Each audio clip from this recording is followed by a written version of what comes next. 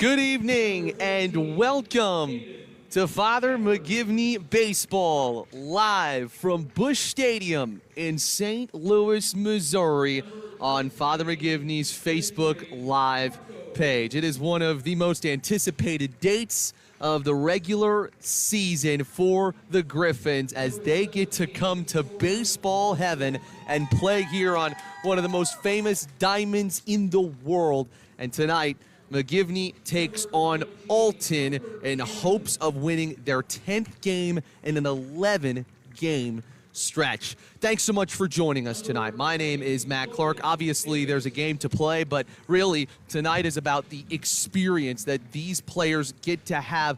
You always have dreams of playing on these fields all the time, getting your name announced and running onto this field. It's got to mean so much for all of them. But, of course, McGivney wants to win this game as well, looking to respond after a one-run loss to Jabot yesterday. We ought to mention a big thank you to head coach for McGivney, Chris Irwin, and assistant coach Peter Dorgan, and everybody who made this broadcast a possibility. Jake Welling with the St. Louis Cardinals, he allowed us to do this broadcast, so plenty of thank yous to go around the table.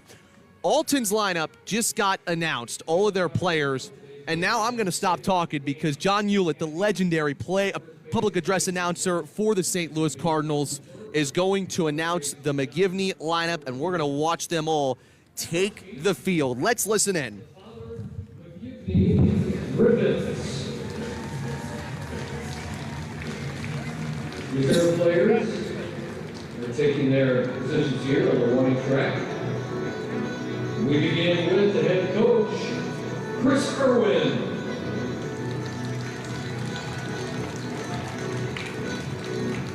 And assistant coaches, Pete Dorgan, Mike Stover,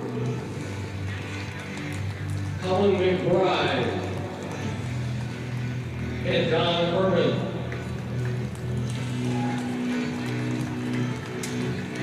On to the players, the varsity, in numerical order, beginning at number 1, Omar Avalos. Number 2, Patty Martin.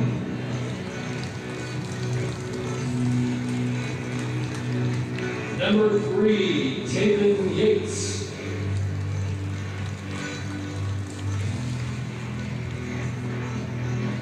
Number 4, Jack Robles.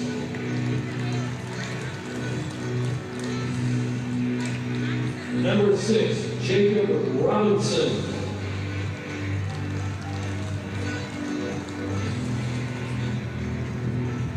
Number 7, Shane Riegert.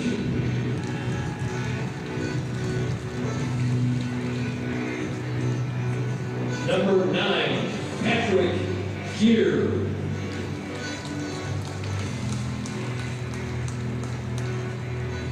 Number 10, Ty Etchison.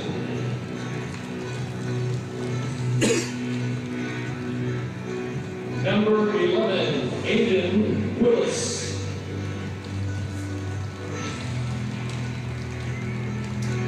Number 12, Tyler Jacobs.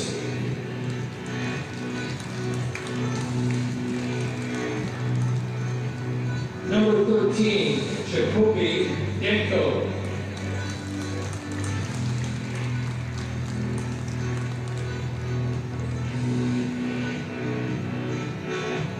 Number 14, Max Resnack.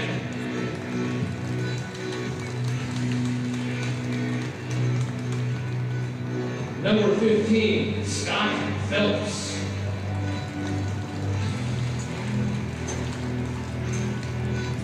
Number 16, Ty Benassi.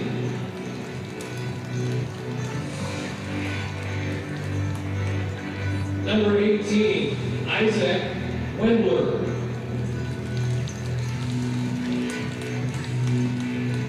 Number 19, Brendan Kaiser.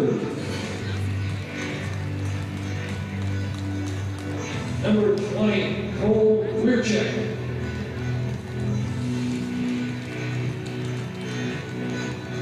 Number 21,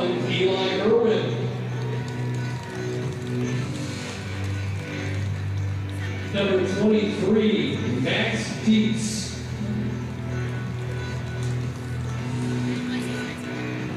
Number 24, Grant Reed.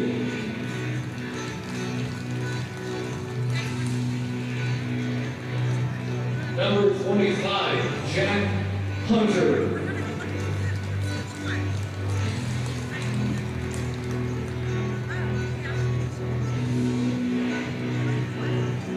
Thank you. Number 26, Teddy Riegel.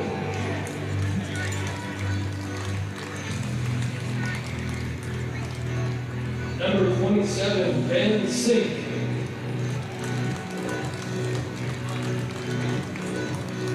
Number 31, Lucas Parrish.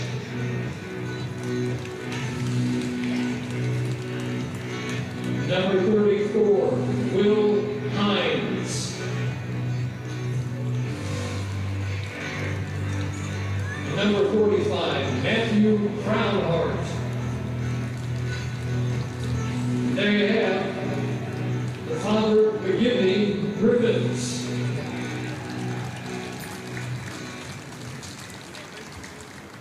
Ladies and gentlemen, boys and girls, please rise now and remove your caps.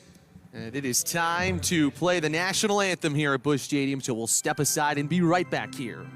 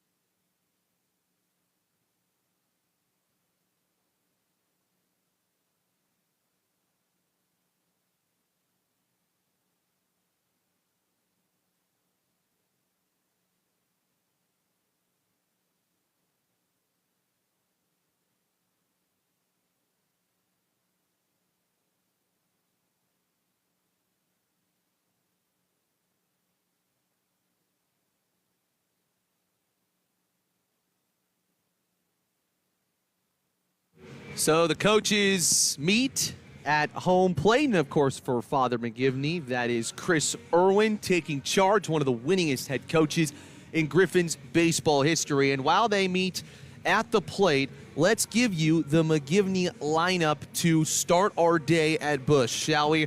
Ty Etchison will lead off and play at shortstop, wearing number 10 today. Omar Avalos committed to SIUE. He hits second, playing out in center field. Scott Phelps, the Kaskaskia commit, will hit third and play behind the dish today as the Griffins catcher. Isaac Wendler hits fourth in the cleanup spot. He'll play at first base. Patty Martin hitting fifth in right field. And then Jack Rolvis hits sixth, plays at second base.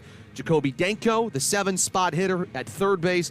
Brendan Kaser at the 8 spot. He's the DH. And Patrick Gearer is in left field, rounding out the order. So it's Etchison, Avalos, Phelps, Wendler, Martin, Rolvis, Danko, Kaser, Geezer, and Father McGivney is the home team today. That is worth mentioning because the Griffins will be the home team on the scoreboard. Remember, here at Busch Stadium, it is a 2.5-hour time limit that you have. So that's the most important thing to keep an eye on as McGivney takes the field.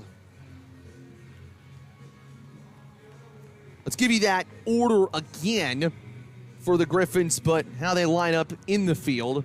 Geezer in left. Avalos is out there in center field. I know it feels like a long way away from where we're sitting right here. Martin in right. Danko will play at third base. Etchison's got short today. Rolves has second base. Wendler at first. Scott Phelps is the catcher. And the pitcher today for the Griffins is Aiden Willis, the right-hander. Willis wearing number 11 on the season.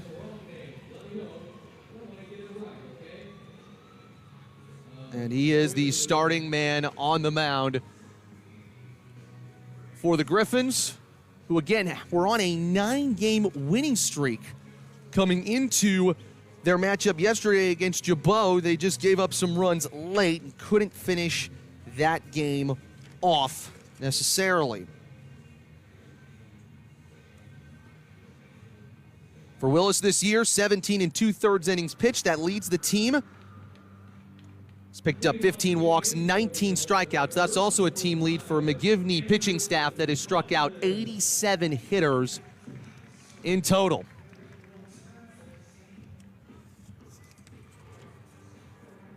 And the first hitter he faces is Anderson Kaufman, the right-handed sophomore who is known to be a very dangerous player at the plate and also on the mound for Alton. Beautiful day here at Busch Stadium. We're going to beat the weather, I think. There's a little 2 or 3 hour hole, and we get to play in it then. As Kaufman grounds out the first pitch foul, we are underway 1 minute before the scheduled start time, 4:59. Kaufman on the year hitting .385. That's team best for Alton, so might as well put him right smack dab at the top of the order. And that ball was thrown behind him. 1 ball, 1 strike. Alton comes into today 8-8 on the season, but they're 3-7 in their last 10. So strong start, a little bit of rocky of a middle stretch here. Kaufman, a line drive foul. Redbirds are 1-2 in Southwestern Conference play, and they get the distinction today of having very similar jerseys to the team that which field they're playing on tonight. Redbirds, Cardinals, of course, that's sometimes a nickname for St. Louis and their baseball team. 1-2. Breaking ball, and it hit him in the elbow. So Kaufman will take his base, gets away with it on 2 strikes, and that'll bring up Gentry Parco.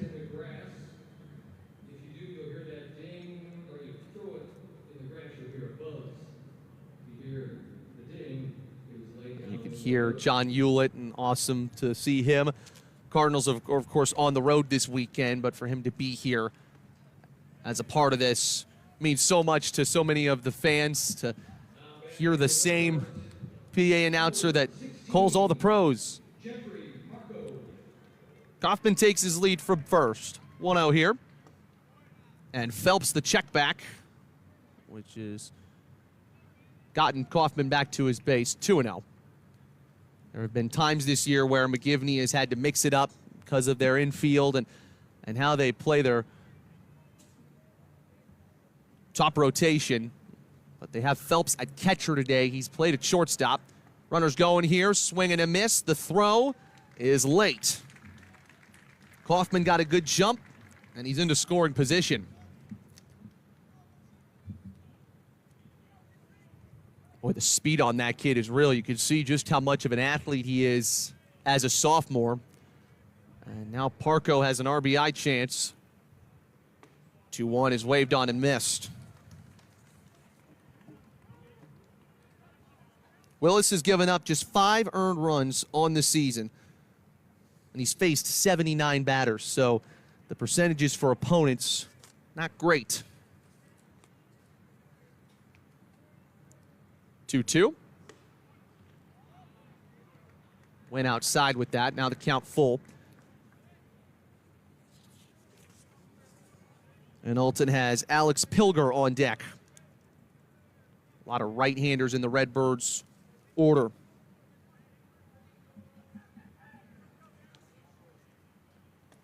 And the full count pitch is high and in. And some noise coming from the Redbird fans, as 2 free passes means there are 2 on and no out for Pilger.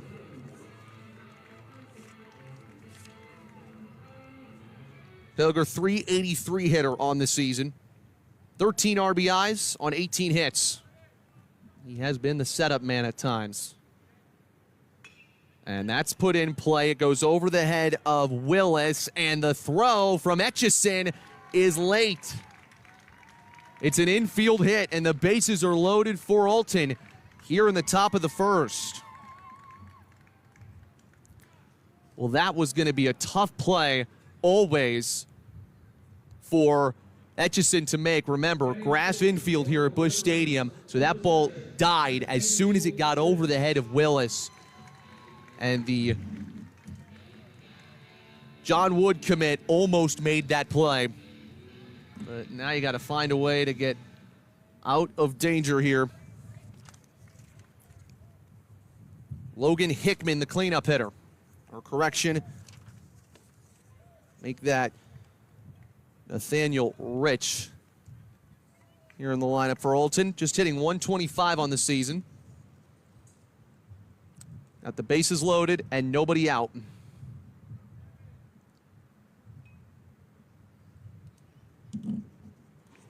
Windler trying to get out of an early jam here in the Gateway City. Got on a missed, 1-1. If you haven't played in this game before, the nerves of being in just such a massive environment, such a wide, beautifully built stadium, that can get to you a little bit. Everything feels so much bigger here. Rich, a little floater down the line and right. Martin's on his horse. It's over his head and into the corner. Kaufman scores. Parco digging around third. They're going to send Pilger as well. The throw comes to third, and it is off the line. It's a bases-clearing triple for Nathaniel Rich, and Alton has a 3-0 lead.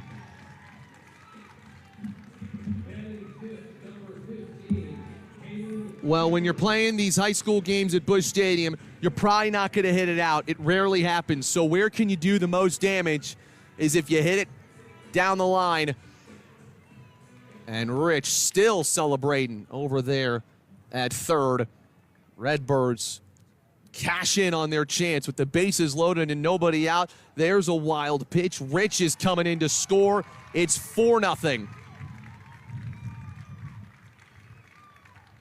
And McGivney has been punched square in the mouth here on this Friday night. Now you got to reset. Hayden Shepard's the next hitter.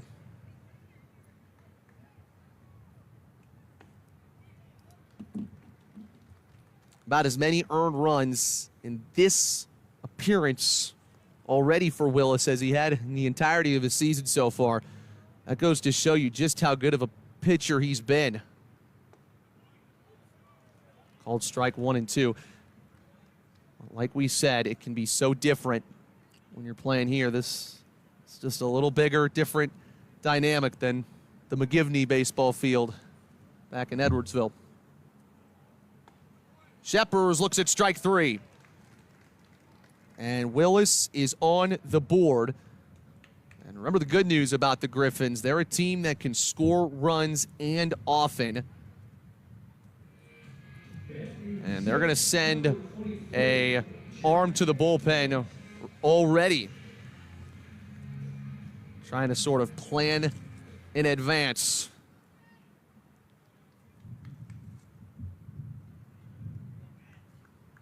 Base is empty here. Alton's put up 4 in the first. I'm starting to see that breaking ball come to life for Willis. This is Jack Puente, first left-handed hitter he's faced. And that's a line drive caught by the third baseman, Danko, for the second out. Felt like the early swings did not favor the McGivney defense. And now feeling a little better. You'd love to get this inning. When McGivney went on that 9-game win streak, they scored 10 or more runs 7 different times. That offense would be greatly appreciated here.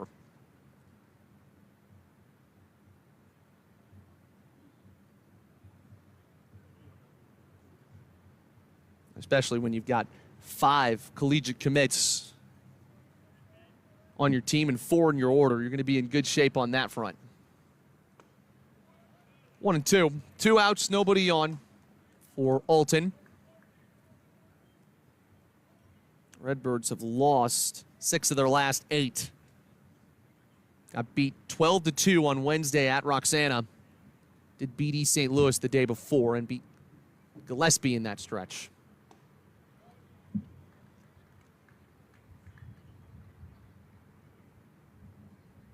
Losses to Edwardsville in a Southwestern Conference series. Also lost at McCracken County. That's off the mid of Phelps. Count worked to full.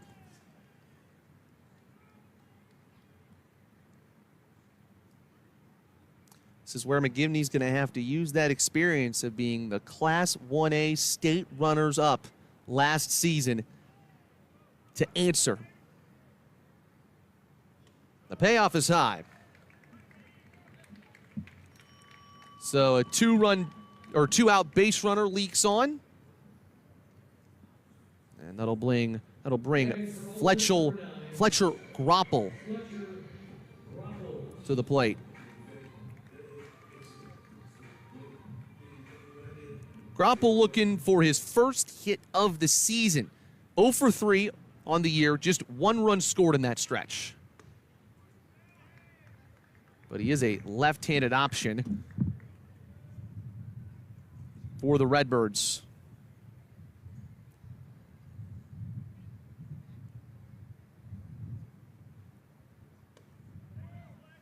One ball, one strike. A lot of swing and miss stuff from Willis so far. Just the 1 strikeout, though. And that's where you're looking for him to put away kids on 2 strikes. Runners moving here, and it's a called strike. Got out of Phelps's hands on the transfer.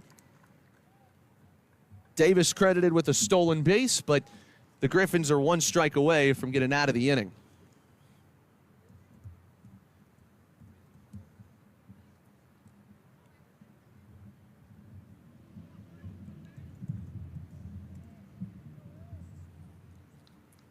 Long look in from Willis. He's got a sign here.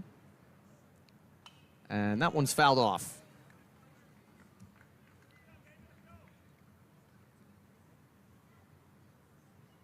What a job Scott Harper has done with this team this season. They're starting to really compete in terms of prospects, in terms of talent on their group.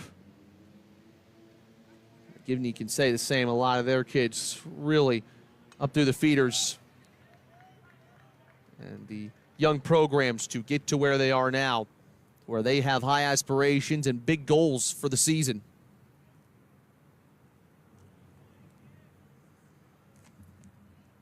Groppel is staying alive here for the Redbirds.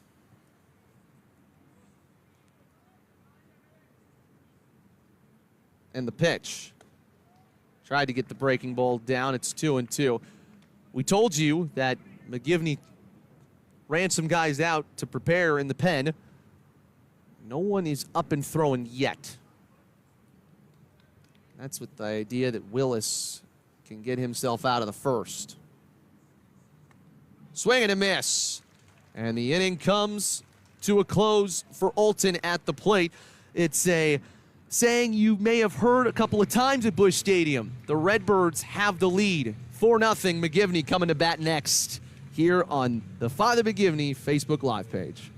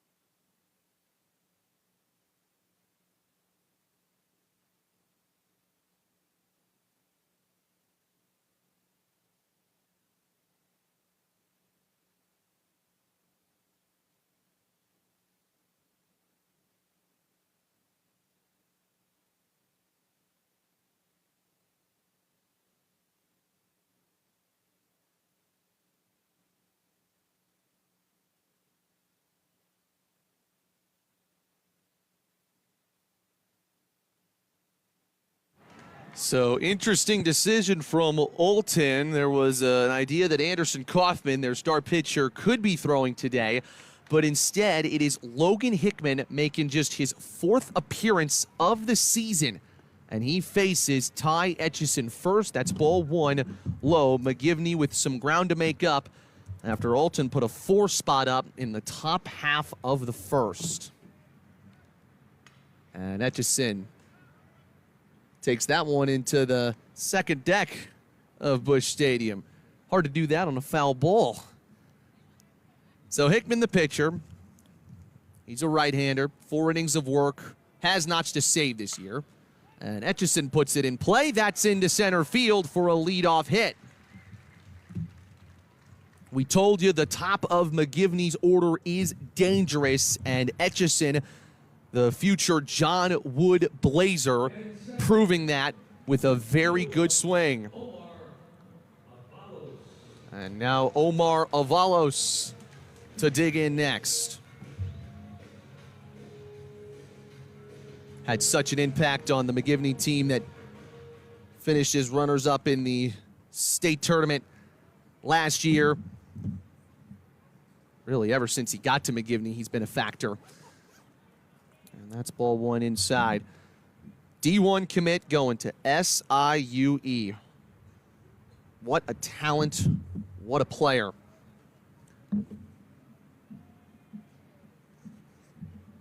Etchison with a short lead. And a good take by Avalos. Big thank you to our umpiring crew.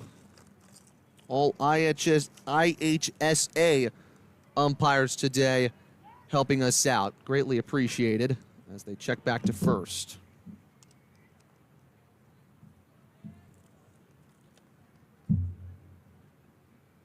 Helps make this night memorable and exciting for all the kids that are a part of it.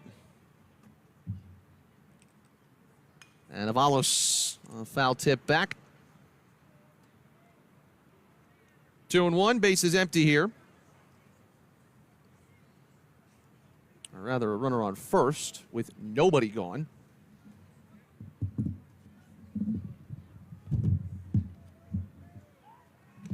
And they go back to first, where Wendell is playing today for Alton, and then they threw it across the diamond. And with how sharp McGivney can be on offense, little mistake throws like that can cost you.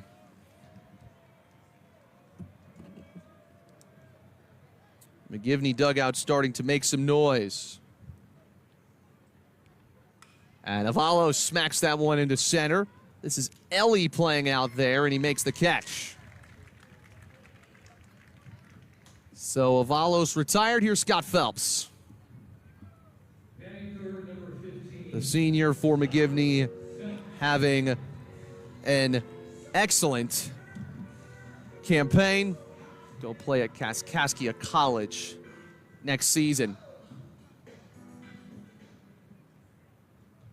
Hitting over 300 on the year, but 0 for 4 yesterday.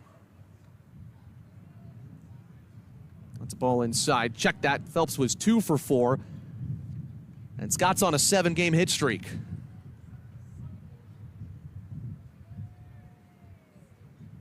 Etchison running. Ball outside, or rather they'll call it a strike, but no throw, and Etchison is into second base.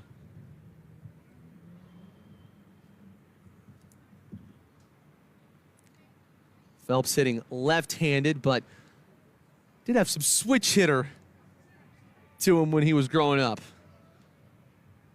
Primarily on the left side of the batter's box now. Big lead for Etchison. And the pitch sinks in there, 1-2. Scott's only had 2 games this year where he hasn't registered a hit, so the numbers favor him. He's also hit 2 home runs and driven in 12 on the season.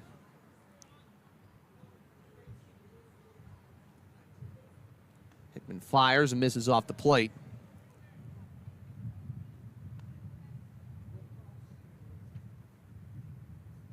Talk about kids grinding and working hard to get to where they are now in their baseball careers. That's certainly the case with Phelps, from a kid to where he is now.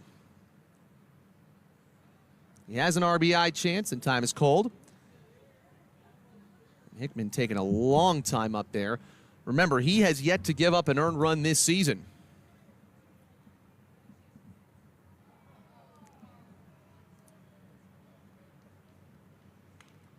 Phelps stays alive, keeps it at 2-2.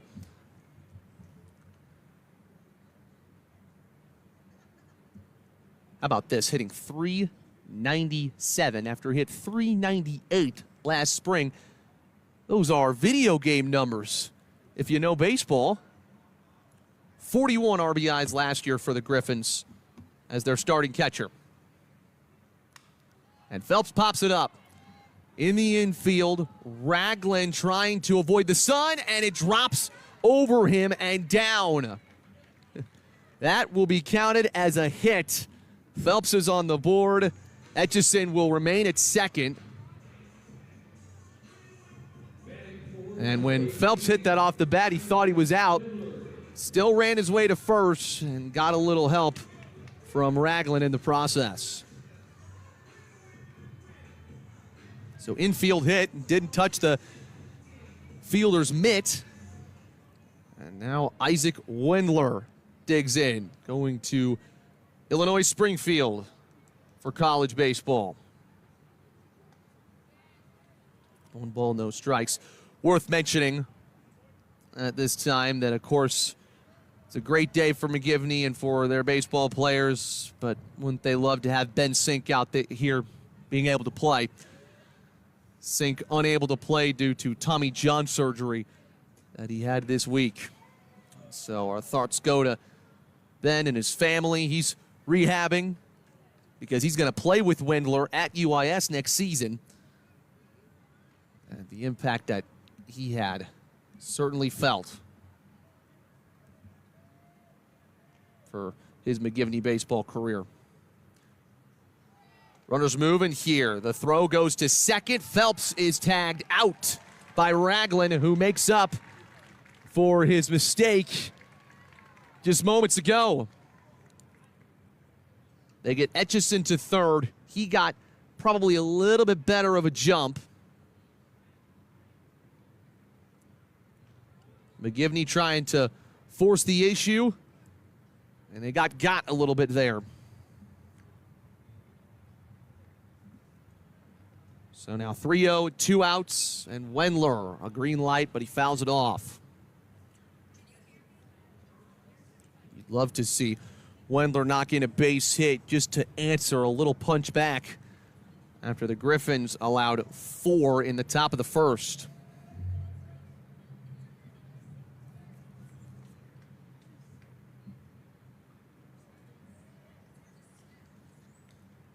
Hickman at the belt. And the 3-1 is taken low and off the plate by Wendler. And he's got a walk. 3 of the first 4 for McGivney have reached. And Alton has an arm tossing. There are certainly a couple ways that a coach can plan out a game like this. One of the big keys could be to get as many players in as possible. Just throw a different guy every inning. And so it kind of just depends on how you want to play it. And we apologize for any of the slight video glitches. It's a technical issue that our camera has sometimes. Here's Patty Martin.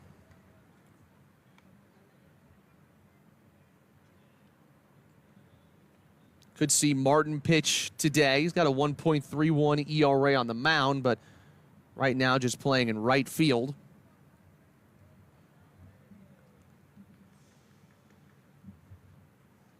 Swing and a foul. Martin's one of the plethora of guys on this McGivney team that have to step up after 9 seniors graduated from last year's crew. And Martin has done that. He had just 2 at-bats last year, but this year hitting .410 in 39. And Martin went around there. He's behind in the count.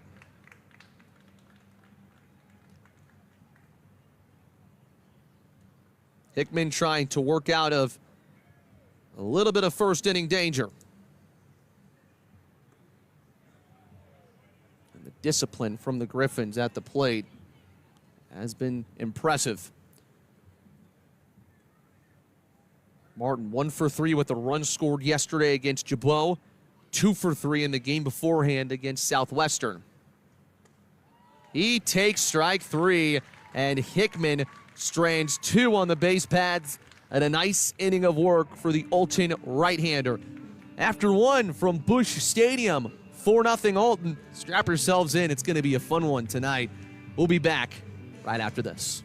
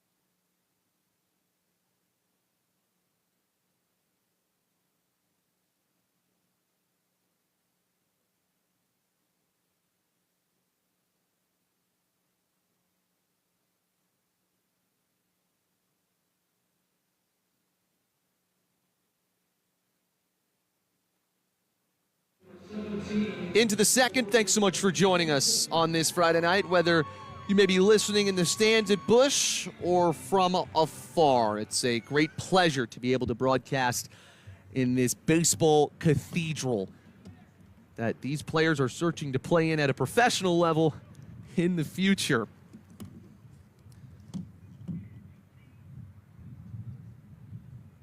So McGivney looking for a much different second inning than what was the first. It's 0-1, and now it's 1-1. A lot of stuff has been high and tight today for Aiden Willis. This is Soren Munson who he's facing here, and well, looks like he hit him. First one with Lando, not bad, doing well. Now batting number 19, Parker Cannon. So now here come the first slew of substitutions for Alton. Parker Cannon will hit here in the top of the second. And that's low and outside. I'm sure Alton feels they have a little more room to make these substitutions after their excellent 4-run first inning.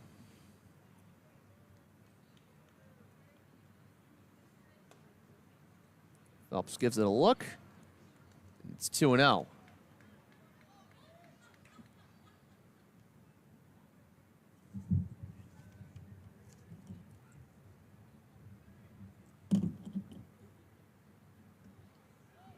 And now 3-0, and this is starting to feel a little bit similar to what we saw in the first. It was those 2 free passes that Willis gave up to start the inning that really cost him. Only 1 extra base hit, but that did the damage. And Cannon didn't have to swing. Quite the bat drop, too, as he places it right outside the box and takes his base.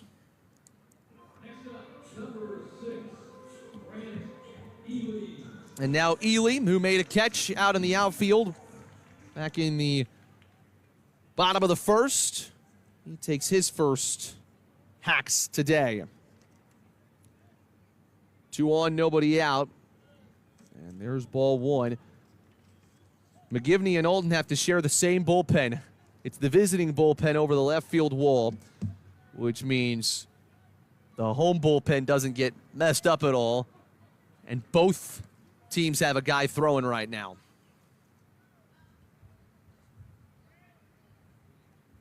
And Ely fouls it off.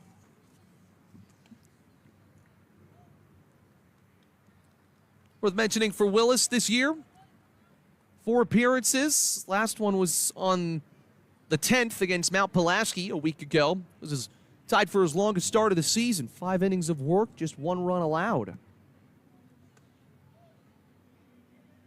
Can't get the corner there, 2-1. And he is 4-0 when he has pitched this season, or at least McGivney is 4-0 on the year. Sure, the Griffins would love to notch that up to 5-0, but they're going to have to do it in comeback fashion today.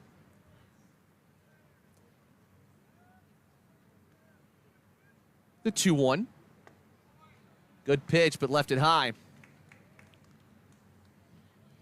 That's a pitch that a lot of Alton hitters have swung on today.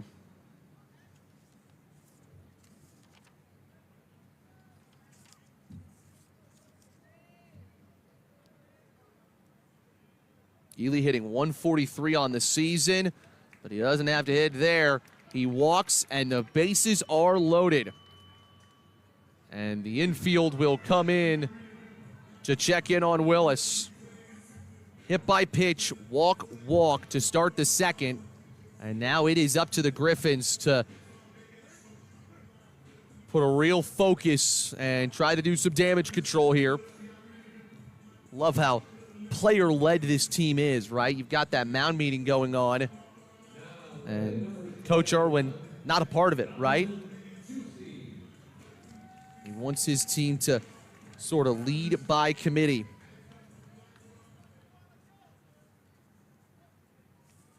And now it's Jonathan Ducey for Alton. Ball 1 low and in. Nowhere to put Ducey either, who's hitting 279 on the year. Just 2 extra base hits, though.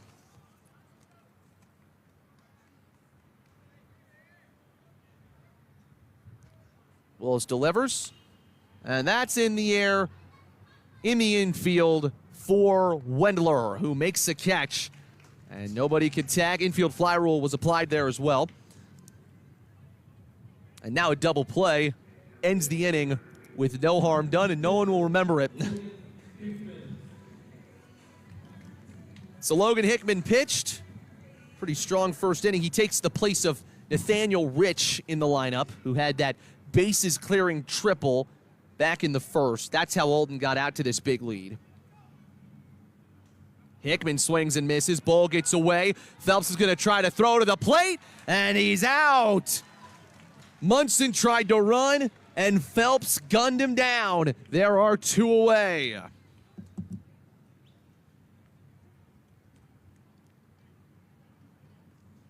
Well, there was a mess to be cleaned up, and Scott Phelps did the job. It was a pitch in the dirt. He had to scramble back, and he throws as he's diving away from his body a bullet to Willis, who applies a perfect tag.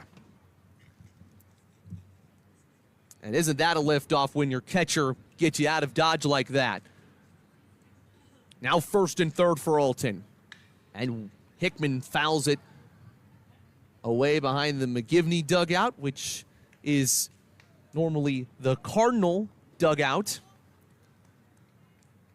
Can't even imagine what to think when you're sitting in the same spot that the greats have sat in their careers here in St. Louis. Pujols, Molina, Wainwright. That one hit him. Second time that Willis has lost a man on 2 strikes today. And now the pressure is reapplied for Blake Rensing.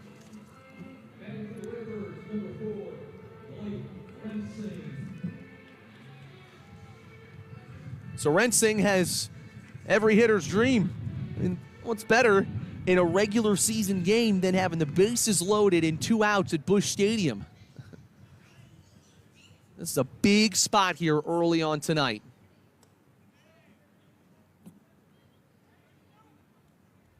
Phelps trying to help reset his pitcher. 1-0 count. Alton doesn't have a hit in the inning.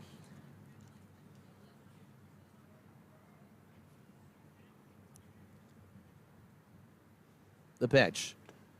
Fouled into the mitt.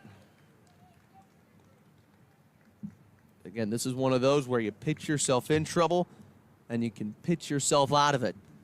And a guy like Willis, who leads the team in innings pitched this year, he's been in spots like this. Not just this year, but in his Griffin career. 1-1. Just low. And Rensing is ahead. Hitting 182 for Alton this season. They're very top-heavy, sort of like McGivney at times.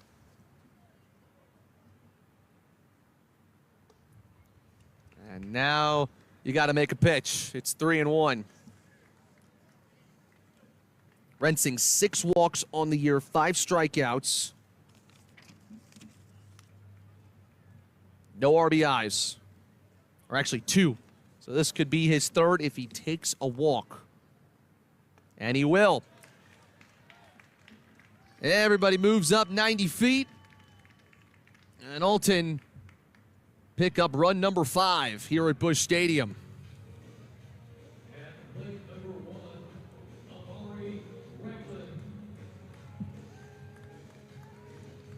And let's see if Ragland can keep the line moving or not. Amari Ragland, that is for Alton. And Willis starts him out with a strike.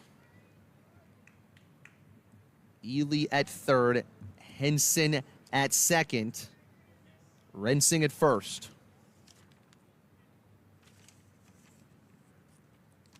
Play at any plate here from the McGivney defense. Strike 2. And this is where Willis wants to be. The good news is he's facing fresh hitters each and every time. Sometimes that means hitters that are a little cold. Strike 3 swinging, and Willis sits down Ragland on 3 pitches.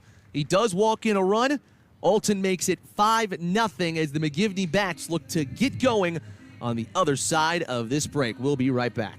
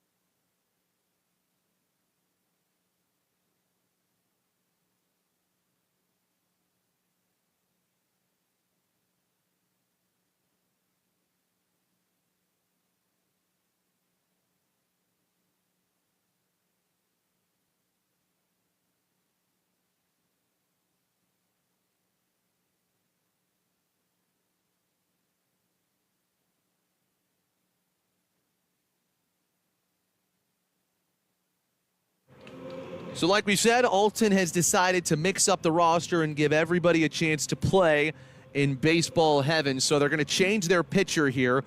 Logan Hickman dealt the first, and it's Jack Point to deal in the second inning. 6 games, 3 starts for Point on the year. 13 1/3 innings pitched and a 4.20 ERA. He faces Jack Rolvis first in the bottom of the second. And you can see the velocity right there for strike 1.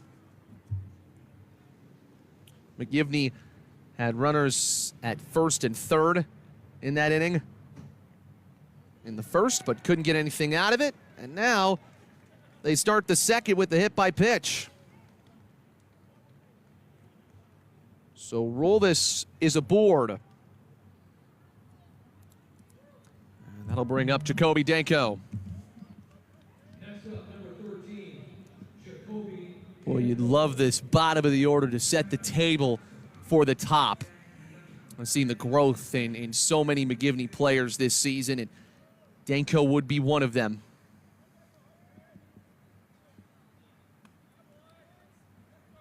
There's a ball inside. The good news with the way Alton's playing this is they may throw a pitcher here in a random spot that just isn't as on point as some of the others. As that one skips in the dirt over to the Redbird first baseman. Keep an eye on a slew of defensive changes as well, I'm sure of it.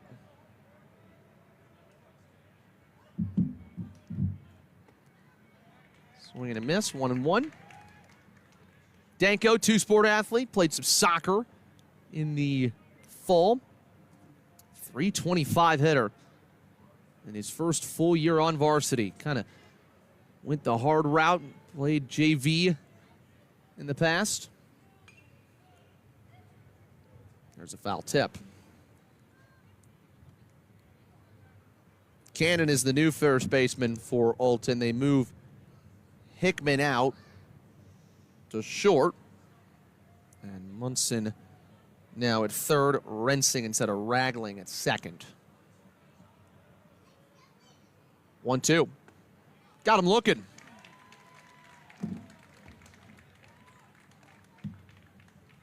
Alton pitchers finding the zone on 2 strikes here so far on the bottom of the second. By the way, big credit to both teams. It's bringing great sets of fans out here to Busch Stadium today. In the midst of the weather, looked like a tornado was going to drop before the game started, and very dark clouds, but now very pleasant. Outside and low to Brendan Kaser in the DH spot today for McGivney. Kaser 9 for 15 on the year. 7 runs scored. Almost got hit by that pitch. Also driven in 6 RBIs. This is a guy that's been on the fringe a little bit in the McGivney order. Now he's starting to make his move as being a guy for this starting 9.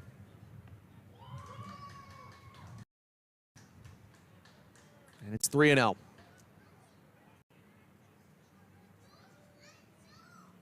You can see out there in the right center field the video cameras catching all the action here on the big screen.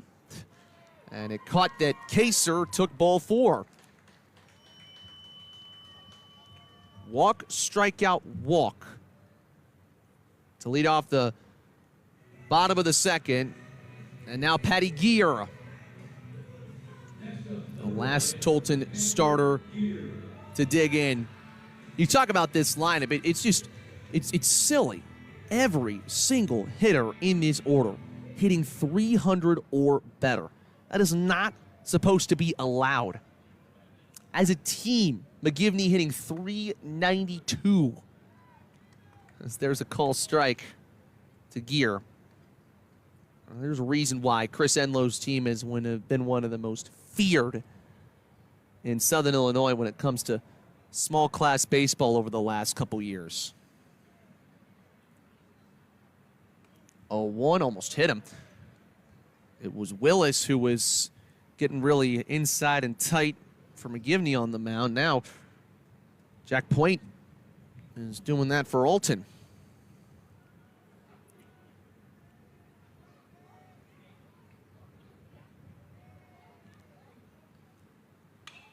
This one skied in the air, foul ground, first base side, off your screen, and Kaufman, the catcher today, makes the catch. Now the throw over to third. It's not in time. The McGivney runners tagged on that play, and they're both into scoring position. Well, what a heads-up play. Kaufman made the catch. He thought it was over, and then fired a strike over to third. He almost got Rolvez over there. I don't think I've ever seen hitters tag up on a foul out. But that is the smart heads-up base running from Father McGivney. And now you've given Ty Etchison just a perfect opportunity to cut into this Alton lead. Etchison had a single and stole a base, stranded at third base in that bottom of the first. Here's the pitch. Check swing, went around. And Kaufman kept it at the plate.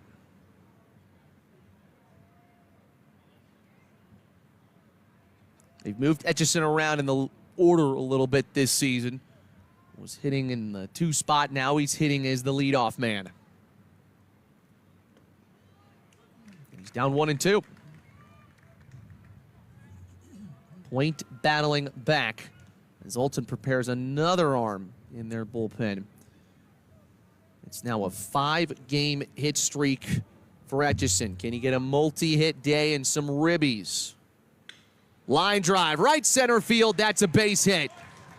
Both Rolvez and Kaser will score, and Etchison, with one swing, puts McGivney on the board at Busch, and it's 5-2. That is senior leadership coming to play. Wasn't trying to too much with that baseball, just get a good swing on it, put it in play. And Etchison delivers for McGivney. Felt like Father McGivney maybe needed something in this inning to respond, and now they have it. And they'll try to get more with Avalos, who popped out to center field in his first AB.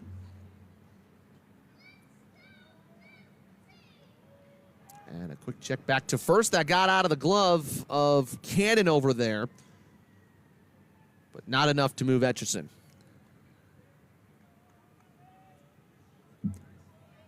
Remember people talking to me about Omar Avalos even when he was an underclassman, and the word to just describe him was special. He has a swag and feel at the plate that is just unbelievable.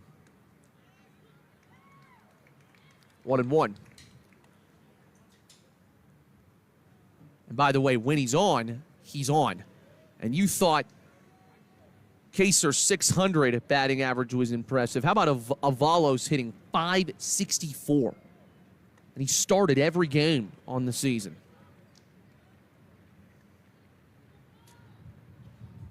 .68 RBIs in his McGivney career. And oh, by the way, he's just a junior.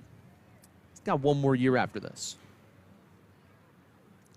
2-1 count, and that gets away from Kaufman, moving Etchison to second base.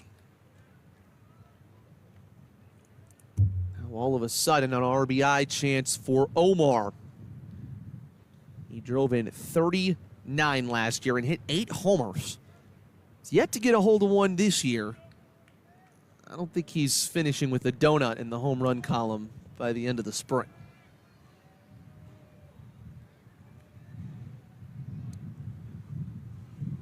Point is set, the 3-1. And Avalos lifts it high in the air, down the line in left. It will go into the seats.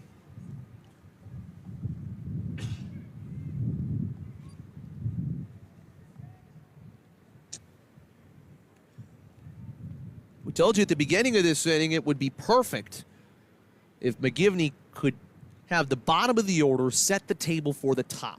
That's what's happened.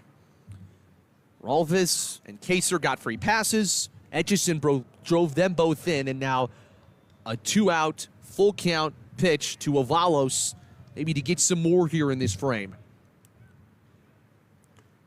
Good leave, ball 4. And the line will move to Scott Phelps with an RBI chance here. Just one hit for McGivney in this inning, but it's proven to be a big one. Now, what can Phelps do? Like we said, 7-game hit streak, now extended 8 after the infield hit in the first. Swing and a high fly ball to left center. Ely on the run. He will not get there. It drops for a hit. 1 run scores. Avalos will head to the plate. He will score as well. Scotty P comes through with a 2-run double, and it's a 1-run game in baseball heaven. He found the gap and found it beautifully. And how about the speed from Avalos to score from first? I think they may have appealed to first base to make sure he touched the bag. He did. And Phelps is up to 14 RBIs on the year. How about his 9th extra base hit, his 7th double? And Wendler can tie this thing on one swing. A 4-spot for McGivney in the bottom of the second.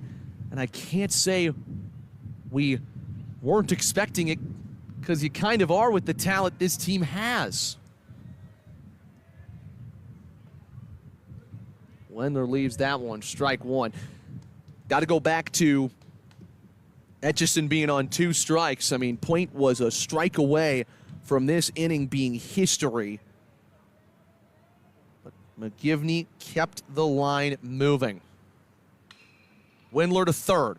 Picked up by Munson, having some trouble with him, and it's a long throw that's over the head of Cannon and off the base of the side. Scott Phelps rounding third. He's going to score the tying run. McGivney answers Alton with a 5-run inning in the bottom of the second, and it's a brand new baseball game.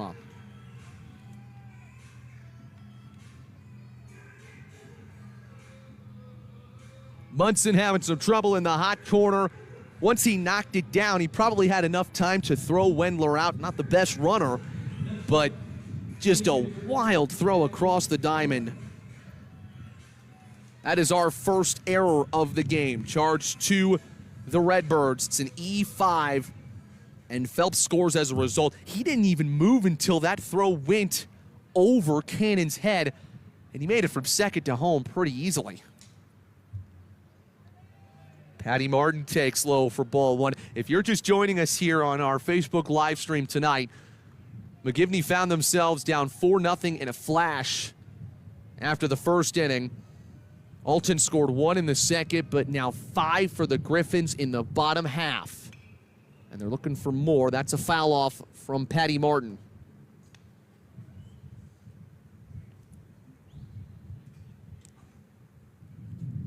Martin struck out looking.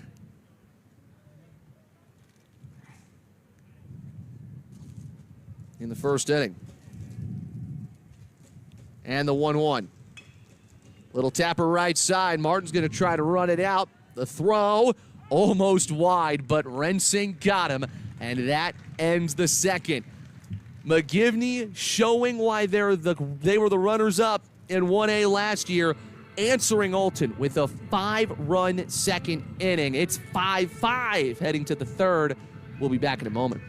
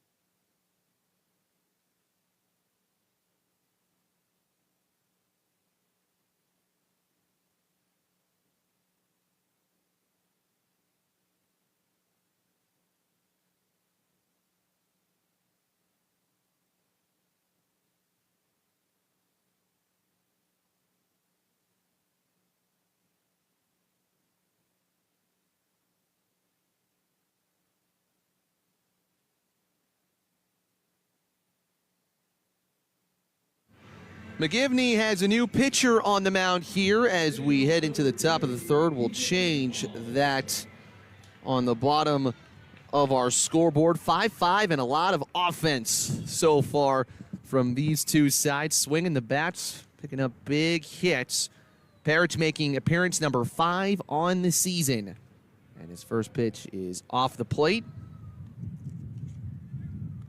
And the batter for Alton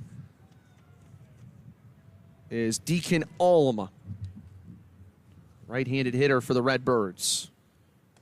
And that is inside. Alm hitting for Davis after Alton surrendered a 5-run lead in that bottom half of the second thanks to a 2-run single from Ty Etchison and a 2-run double from Scott Phelps. 2-0. And Phelps keeps that from going to the backstop. I think he just told his pitcher, take a deep breath. Sometimes this atmosphere could scare you. This is the first time that Parrish has pitched at Busch Stadium. Remember, they do this as a yearly thing, the Griffins. And he was just a couple feet off, or a couple inches off from his first strike here, but it's a 4-pitch walk. Line closes on Willis. He won't be factored into the decision. 2 innings of work, 2 hits, 5 runs, all earned. Walked 5, struck out 3. The 5 walks was where it went a little wayward for him, but what a job he did to only surrender 1 run in the second inning. That is why McGivney was able to claw back into it right at even. Here's Parker Wendell wielding a blue bat at the plate. And Alton's just about spent up every hitter they can. How about 17 different players coming to the plate for the Redbirds? All of them only once. It's now 3-0. To be fair, Parrish had to throw for a long time in the bullpen. It took Willis a long time to get out of that inning, and then McGivney took a long time scoring 5 runs. So it was a long-winded deal. And that's low for ball 4.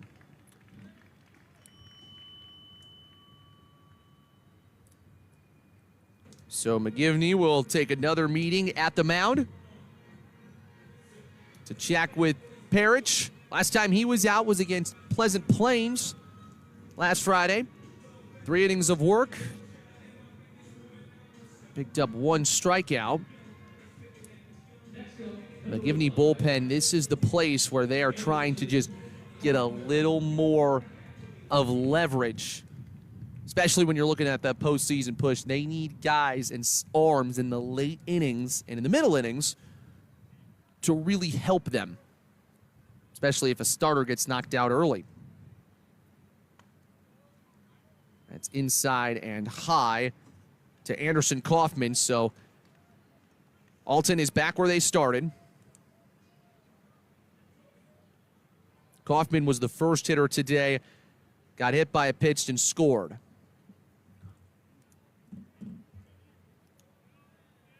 And the 1-0. Good block by Phelps. Both runners will hold. Now a check back to second. Chance to get home there, but he's back in safely. Sometimes you do that maybe just to get that first out, right? The catcher trying to sort of lead the team. Lead by example. Take the pressure off his pitcher.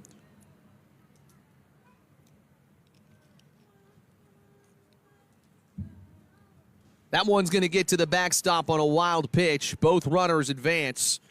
No chance for Phelps to throw either of them out. Second and third now, but you do have a free base at first. Could be the safest play here on a 3-0 count, and the dangerous Kaufman up.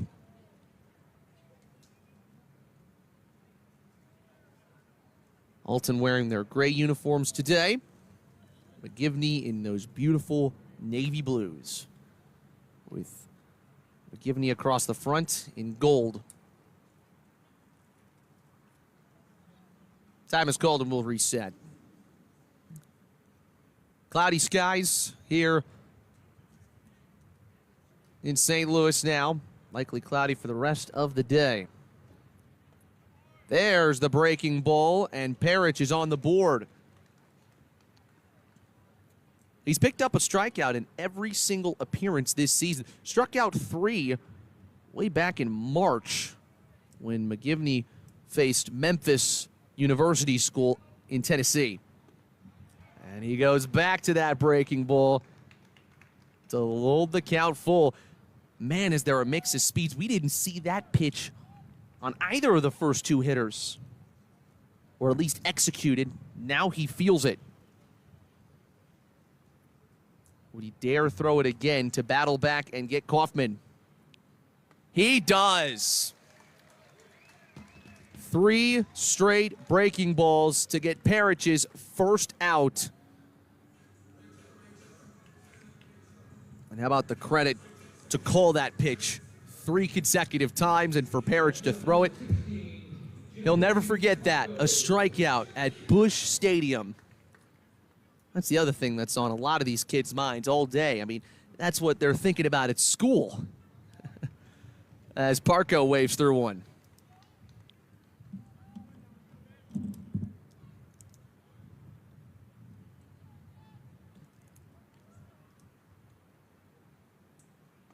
And it's 0-2. Parrish has found his footing with 5 straight strikes. Parco walked and scored in the first. Now it's Alton who's maybe feeling a little bit of the pressure. They've got second and third here with 1 out. The 0-2 is swung on and missed.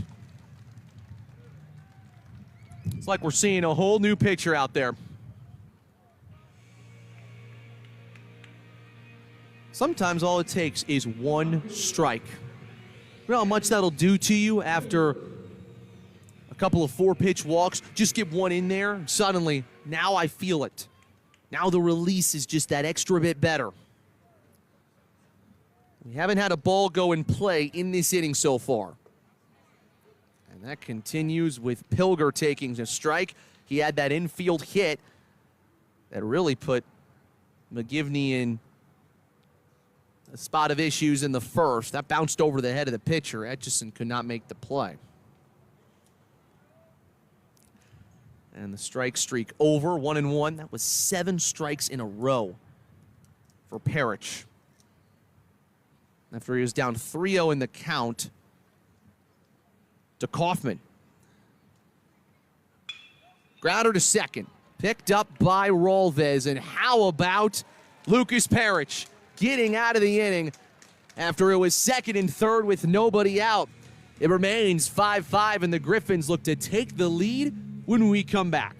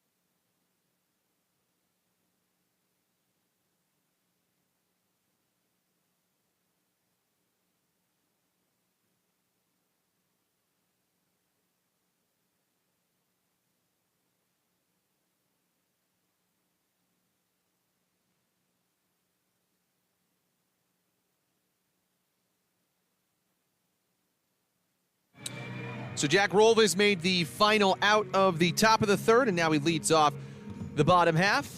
And Alton has a new pitcher. Now it's Parker Wendell towing the rubber.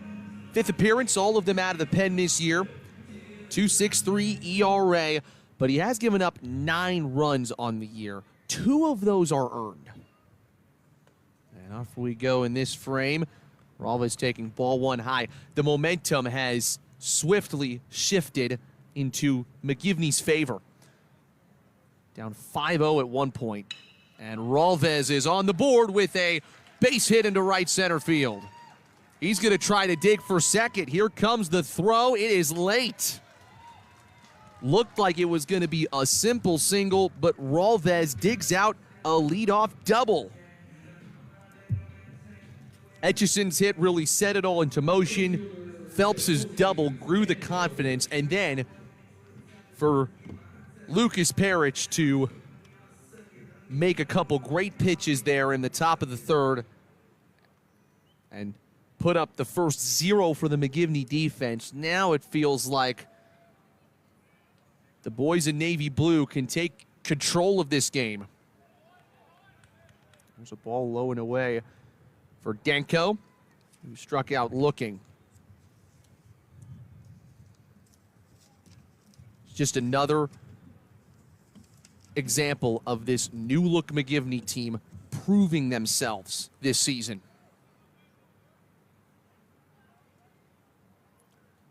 And make it 2-0.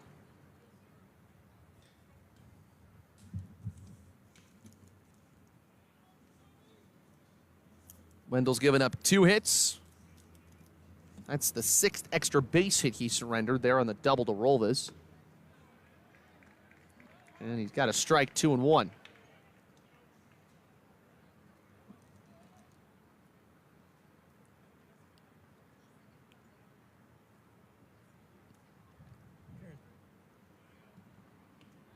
Breaking ball inside. You know, I think going into this game, maybe some of the McGivney players felt this place being larger than life. And now we're just playing a high school baseball game. Full count. That was a good pitch on the corner from Wendell. Mixing the speeds well, although the velocity on the breaking ball is lower than what it was from Point, who pitched for Alton in the bottom of the second. And that's a good fight off. We've mentioned that Alton has made plenty of substitutions, given everybody a chance to play. McGivney has stuck with their big guns. 2 different styles. Just missed ball 4. And Danko works a walk. That's what got McGivney started in the second inning. They took 2 walks, and they got hit by a pitch. One of the guys who took a walk in that inning was Brendan Kaser, who now toes back in right here.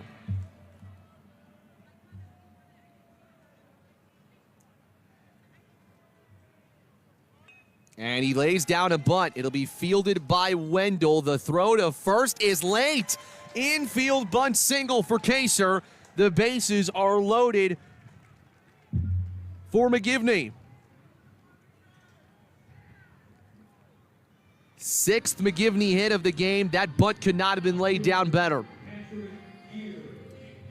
The throw was a little bit late, little slow.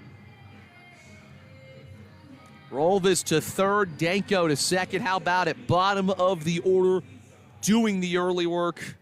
Now let's see if the 9-hole hitter Gear can get his first base hit as the infield comes in. First pitch high for ball 1.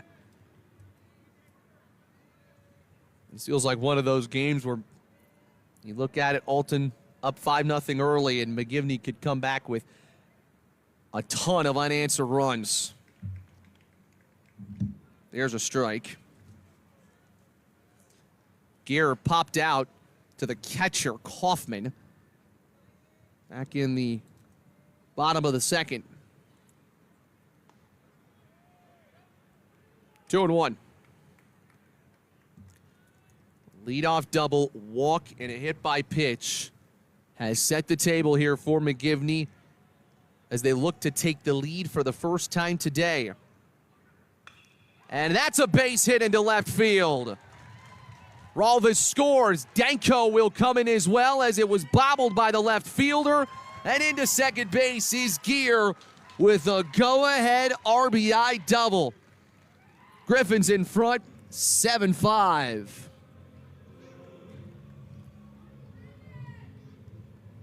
He took a couple of those breaking balls, was waiting for the perfect pitch. Got a little help from Grapple out there in left as he had to get a double take on it. But take nothing away from the pure swing from Patty Gear. And now back to the top of the order. Here's Etchison, who got it all started. And he sends one into right field. Another hit. Kaser will score. Gaser right behind him. And McGivney has turned a 5-run deficit into a 4-run lead here at Busch.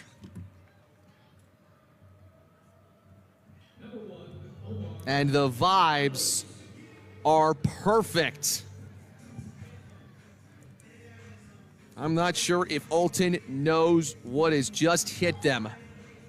Etchison, 3 for 3 with 4 RBIs on the day. Has he been excellent or what? Now he's running on the pitch. It's a ball outside, and he's into second base with his second stolen base of the night. Just filling up the stat sheet right now, and there's no better way to put it.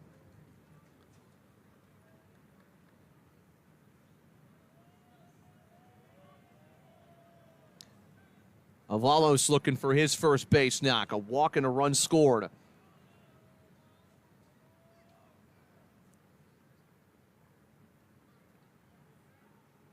And the pitch from Wendell. Good breaking ball, strike one. Wind is blowing out to the left here in St. Louis today, and it's pretty strong because of the cold front that's coming in tonight. It's going to bring that weather. I'll make it 2-1. The Griffins looking to win their 10th game in an 11-game stretch after a 9-game win streak was broken yesterday. Etchison running. Avalos base hit right field. Hit and run for McGivney makes it 10-5 as Etchison crosses the plate to score. And they are pouring it on the Redbirds now. Well, the hitting all of a sudden is contagious, and Phelps now has a chance to add on to it. All 6 have reached in the frame. Still nobody out for McGivney. And Wendell will step off. Now you got Avalos on the base pads, and he likes to show some speed as well.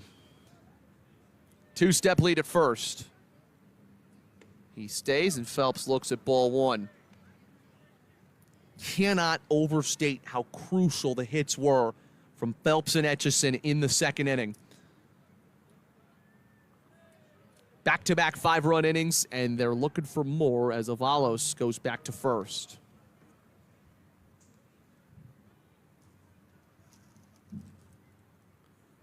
By the way, it's 6:15 right now, which means we're halfway through our game. 2-0 to Phelps. It's a 2.5-hour time limit. So once the 2.5-hour hits, we're done. Doesn't matter where we are. It's not one of those little league games where everybody gets a chance to hit.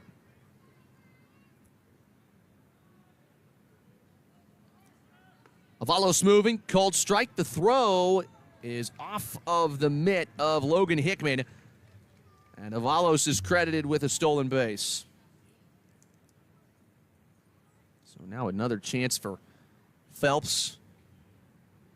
Goes to McGivney, but hails from Hamel, Illinois.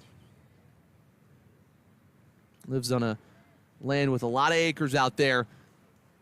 just north of Edwardsville and Troy. Now 3-1 to the left-handed hitting catcher. He actually has a hitting barn out there, if you can believe it. And that's where he does a lot of his work. He will swing that bat in that hitting barn day after day. Ground ball to Hickman at short. They go to third, and they've got Avalos in a rundown. Ducey back to Hickman, and Avalos is tagged out. Phelps will reach on a fielder's choice.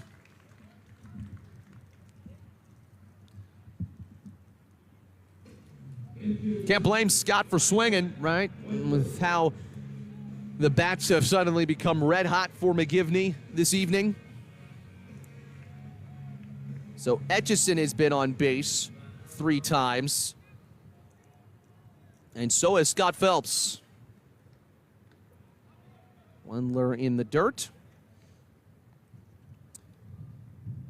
Call that a 6-5-6 fielder's choice. Third baseman Ducey and the shortstop Hickman teaming up to throw them out.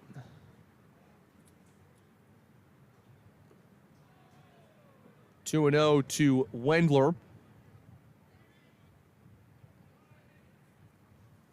Part of this group at McGivney that is so well knit together. A lot of these guys were friends growing up.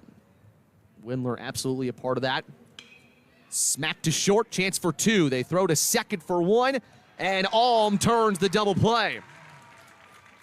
Good fielding from the Redbirds, but the story is McGivney scores 5 again, and they now lead by 5 after trailing by 5 earlier. And we're back for the 4th inning after this.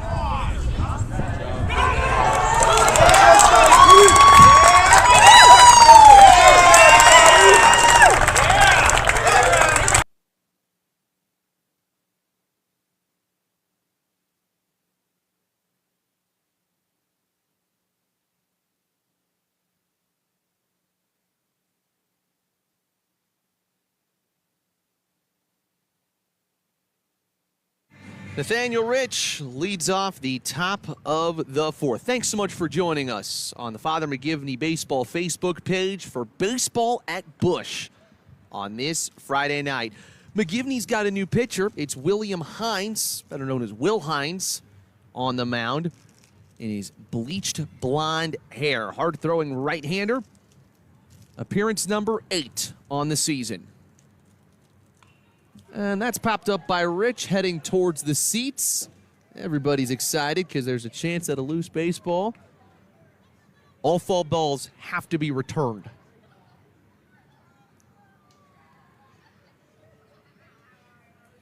And the 1-1.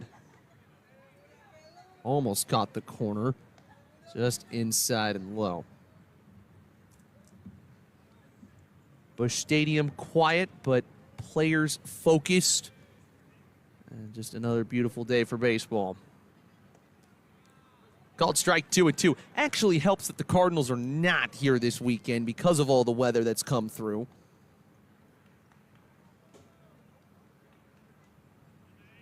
St. Louis is in Houston. They'll play at 7:10 against the Astros. And how about the start to the season the Cardinals are having? And, there have been talks about Busch Stadium and the fact that this team is bringing people back to the ballpark here in the Gateway City. That ball is low, and Rich takes a walk.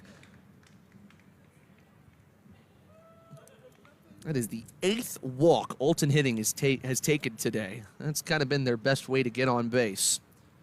Now batting number 15, Hayden Shepherds.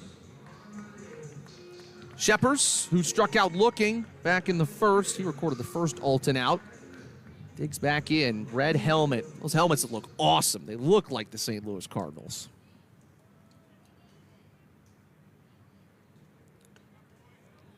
And there's a ball in. You talk about the Cardinals as a team. J.J. Weatherholt, Mason Wynn. Of course, Jordan Walker probably could hit a baseball to Edwardsville right now if he wanted to. One of the best home run hitters in the league so far. This is a pop fly, shallow left center field. Etchison backs up and makes the grab. Goes all the way back to first and almost doubled up the runner and Rich. That was close. Closer than it should have been. And now Jack Point, who has hit and also, or pent rather.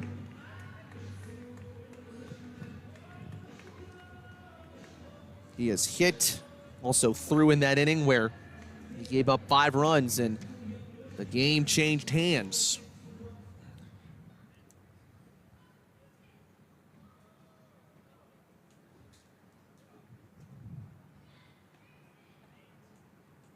Pitch.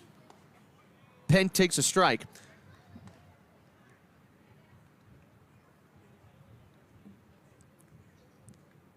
We've talked about just the dream of this a little bit today, but what can some of these infielders be thinking right now as Phelps blocks that? I mean, you're talking about Scott Phelps is squatting behind the same plate that Yadier Molina did for years.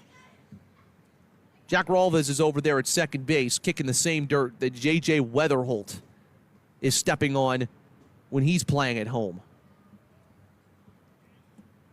Etchison in the same spot as Mason Wynn. I mean, this is unbelievable. This is skied into center field. Avalos tracking back, has such great range out there, and he makes the catch. Rich back to first. How about the McGivney bullpen coming in and throwing some good innings here? It was Parrish who battled back from a rocky start in the third, put up a 0. Now Hines has a chance to do the same here in the fourth. We also welcome our fans that may be watching on YouTube and Game Changer. We know that stream has also been shared there. Wherever you're watching today, a big thank you.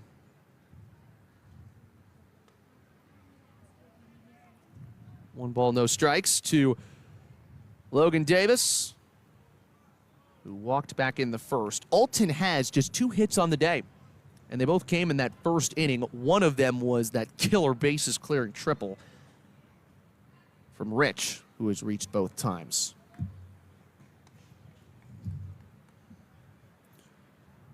For Hines, he pitched against Jabot yesterday, had a rough outing, but 24-hour rule, right? Get back into the game, pitch at Busch Stadium, and just punch guys out, get outs. Late swing fouled off 2-1. McGivney's had pretty good success when Hines has pitched. They're 5-2 on the year when he's thrown. And outside of the Jabot appearance and then a tough one down in Memphis, this guy has been reliable on the bump in late innings for Chris Enlow.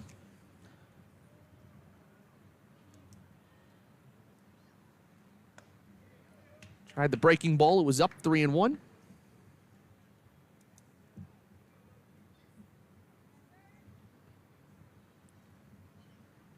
He's got the look of a guy that can be a pitcher.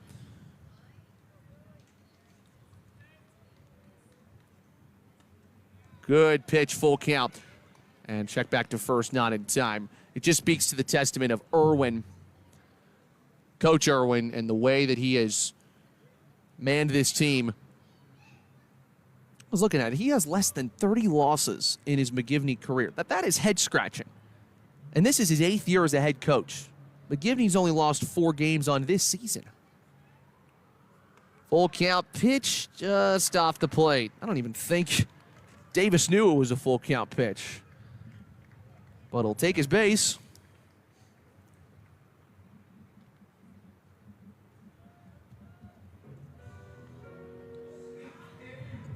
Now to Fletcher Groppel, who struck out to end the top of the first, where Alton got all of their runs and McGivney would like to keep it that way. Played a little bit of Nelly in between people at the plate today. And shout out any of the kids on the baseball field right now that do know who Nelly is. That's, of course, a St. Louis staple. Remember last year where he played at Ballpark Village, right outside of here at Busch Stadium. That's a bouncing ball to second for Rolvis. And the throw to first ends the inning. A clean 0 from Will Hines, putting yesterday's tough outing behind him. And McGivney maintains its 5-run lead. They'll bat in the bottom of the 4th next.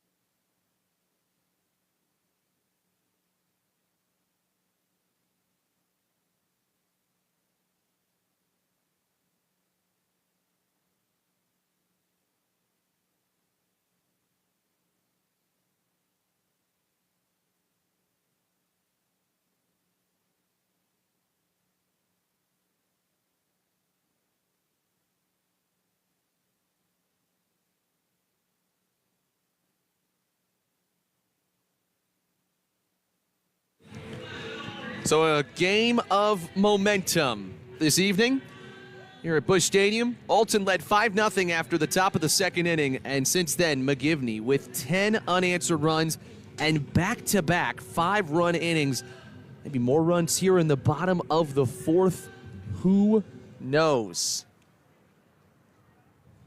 Alton throwing a new arm here as Martin swings and misses. for strike one. It would be number 10, Alex Pilger. They've had a different pitcher in every inning. Martin pop-up. Foul ground off your screen, first base side, and into the dugout.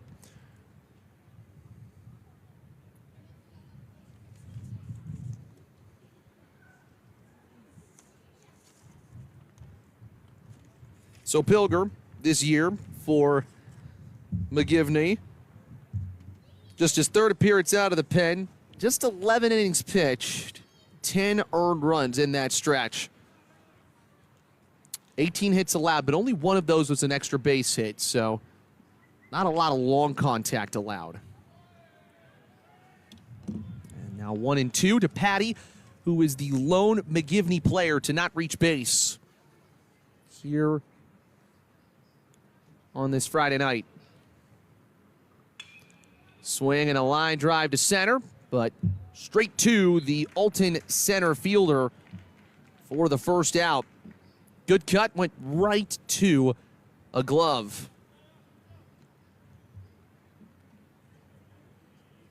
And Rolves now to the plate. That was Ely out there making the catch for Alton. And there's a base hit for Rolves on the first pitch he sees. He's reached all 3 times. He's scored twice. Rolves scored the first run of the game for McGivney and the go-ahead run. Now can he score a third run on the day? It can be so easy to get caught up in all the hype of Busch Stadium, but Rolves has firmly put that behind him. We've seen a mindset shift from McGivney from, oh my gosh, look how cool this is, to, hey, let's go out there and win a baseball game. And at this team's core, that is what they do best. They win, and they don't stop winning. Denko looking for his first hit, but he's down 0-2. You talk about the heartbreak of the end of last season. That is the ultimate fire that has ignited everything that this team has done this year. Some players played in that game for McGivney. You talk about Phelps, Avalos, Etchison, and some, like Denko, watched that sort of and witnessed that from the side. That throw is wide and wild, and into second base is Rolves on the wild pitch.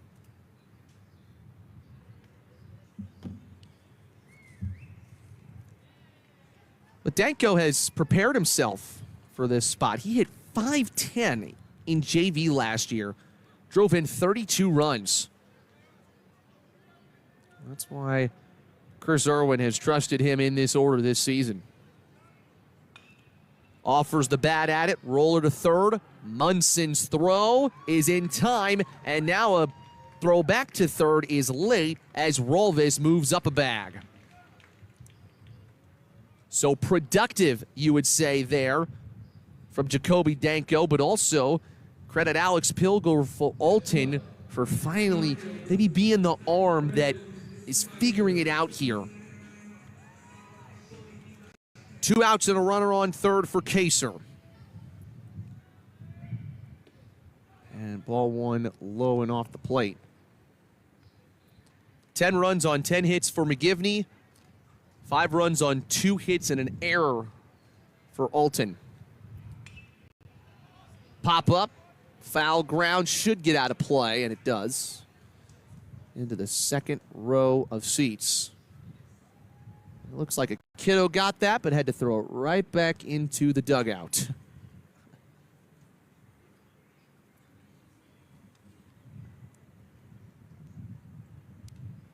McGivney will get the weekend off.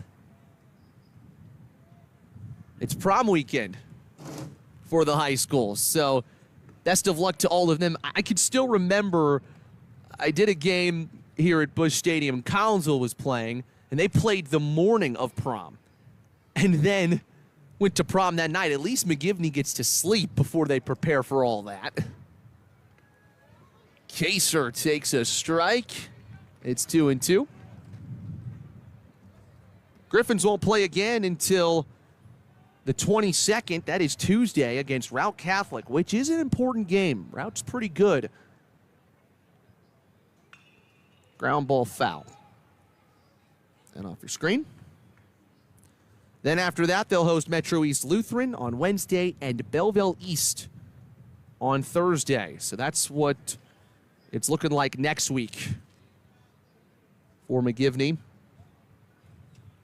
as they look to just build that resume for the postseason. Swing and a miss. Kaser's down on strikes. And for the first time in an inning today, neither team scores. It's still McGivney by 5 as we go to the 5th. You're watching it live here on the McGivney Baseball Facebook page.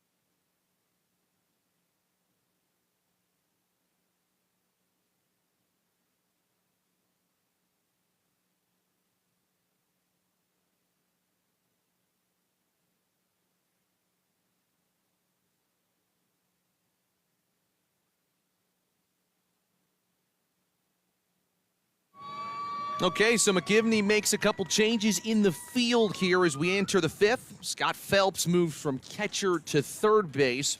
Danko out. And Rolvez also replaced at second base by Taven Yates. Also, the new catcher, Grant Reed. And he catches ball 1 from our new pitcher, Tyler Jacobs. Another right-hander. It's been full of right-handers for McGivney today. And a foul ball by Soren Munson, who walked and was cut out at home by Phelps to the pitcher then, who was Willis, back in the 2nd inning. And that helped sort of shift the momentum. That was the spark that lit the fire, which was a wildfire for offense for McGivney to take the lead back. There is strike 2. Jacobs, a 5.73 ERA on the season. Appearance number 7 He has got a save to his name. Also a basketball player standing right at 6 foot.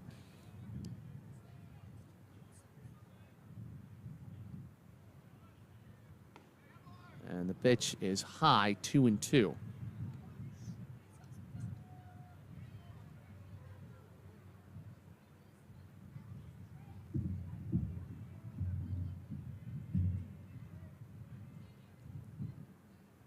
And the 2-2. Grounded to short. Etchison is still there. And his throw, well, that looks like a college-level throw. There's the first out.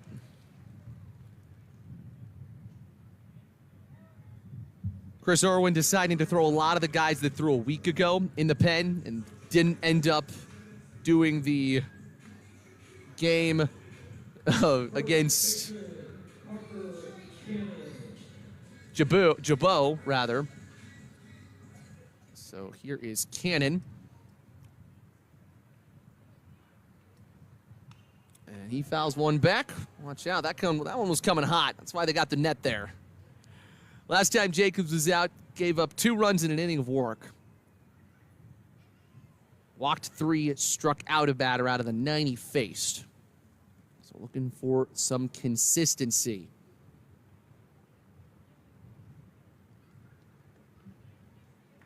Breaking ball has looked strong at times here on the mound.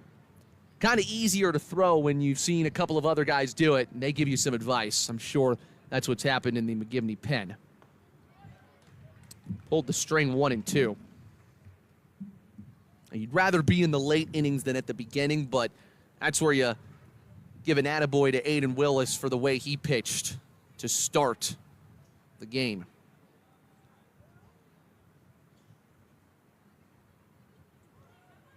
One hits the netting. Nothing hurt, 2 and 2. It's now 6:44, which means we are about 45 minutes away from the conclusion of this game. This is a little weird. Baseball normally doesn't have a clock on it, like football would or basketball or soccer, but today it does, as per the rules of the amateur games here at Busch Stadium.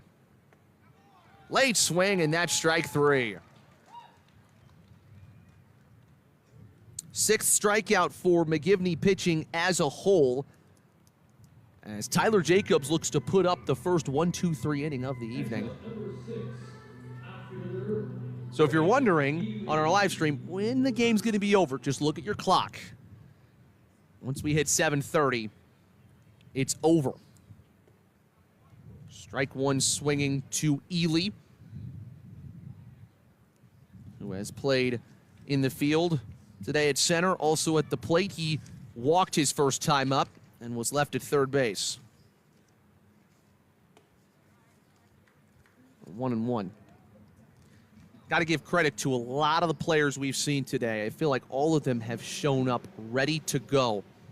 Ultimately, the moment hasn't been too big for any of them. Sky-high pop-up middle infield, and it is Taven Yates who makes the play. The new McGivney second baseman finishes off the top of the 5th as Jacobs goes 1-2-3, and the Griffins are back to bat when we come back.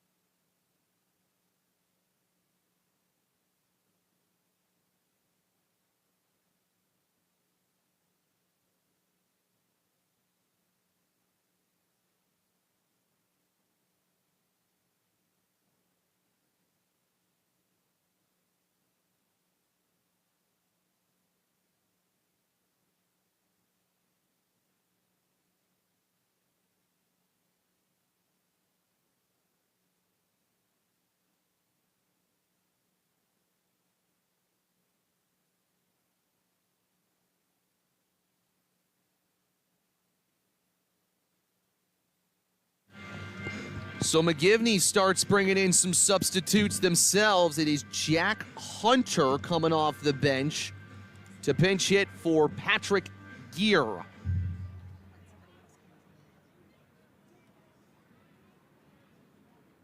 So Hunter at the plate, and a ball in the dirt. And from the stats that we have, this is one of his first plate appearances of the season on varsity level. And he smacks it to right field for a base hit. How about that? Ready to go from the jump. Had no trouble there on that Blake Rensing fastball. He becomes the 5th Alton pitcher to go today. Pilger did good in the 4th inning. Gave up 1 hit, but no runs. And struck out 1. McGivney leading 10-5 here in the bottom of the 5th. There's a ball low and out. Etchison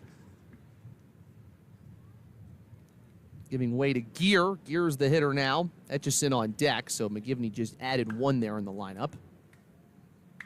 And the pitch.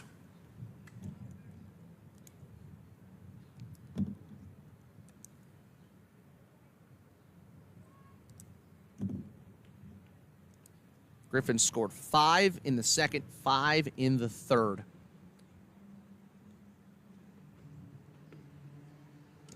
And Gear looks at a strike. Ultimately, the experience is what counts for these players. No matter how many times you play here, if you play in high school, it never gets old. Rensing the pitcher. 5 innings of work on the year. Just 1 hit allowed, so he's been nails out of the bullpen for Alton. Good swing, but it's fouled off.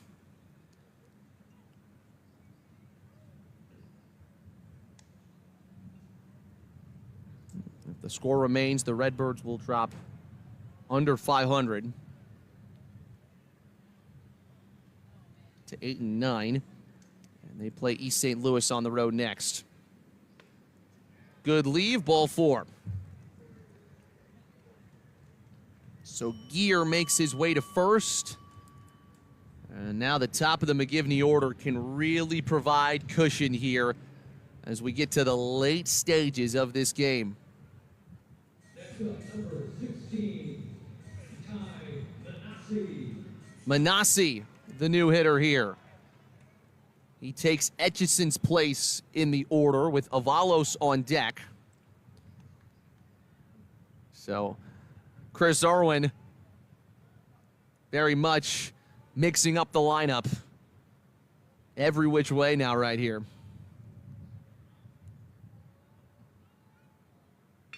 Manassi, base hit right field. Hunter will hold at third. The bases will be loaded for Avalos. Good piece of hitting off the bench from Manassi. Just 2 guys have come off the bench for Tolton and hit today, and both of them get singles. That's exactly what you're looking for.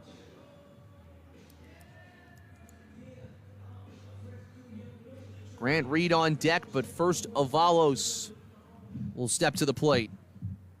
He is 1 for 2 with an RBI and a run scored. Infield in. And ball 1 to Omar. It was really a committee-led comeback for McGivney here today. Off the end of the bat, foul. And he stands at 5'8", Avalos, but packs a punch. That's the best thing about baseball. Height doesn't really matter. It's about what you do with your frame that counts. And now it's 1-2 after Avalos fouls it off. Omar's got 3 multi-hit games in his last 4.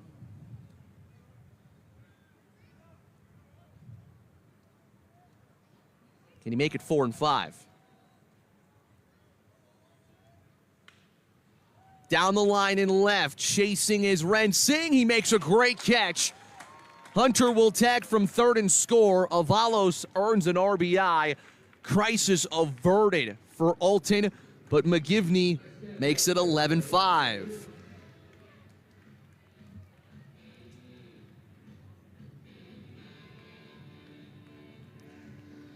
Great piece of hitting. We saw what you could do if you hit one down the line here at Busch Stadium earlier today, but Grapple it was out there, not Rensing, really stretching out to make a great catch. Now here is Grant Reed, first plate appearance for him of the evening. Could it be a third different McGivney bench piece to get a hit in this inning? Reed's hitting .250 on the season. And a 1-2 count, 2 on with 1 out.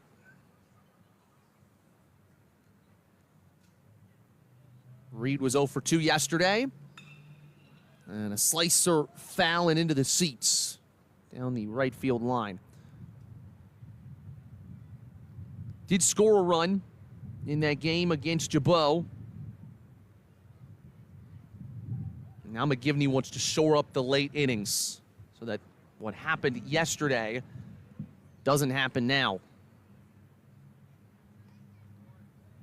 Good work by Pent, the new Alton catcher. Redbirds have been shifting a bunch of things around the field as well. Parco now in right field. And Alm is at short. Actually, check that Hickman at short. The pitch.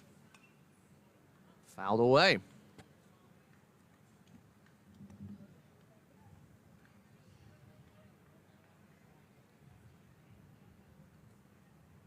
Worth mentioning a big thank you as well to the assistant coach for the McGivney baseball team, Peter Dorgan, was huge in allowing us to set up for this game. As Reed waves out a slider and goes back to the dugout. He strikes out and there are 2 out.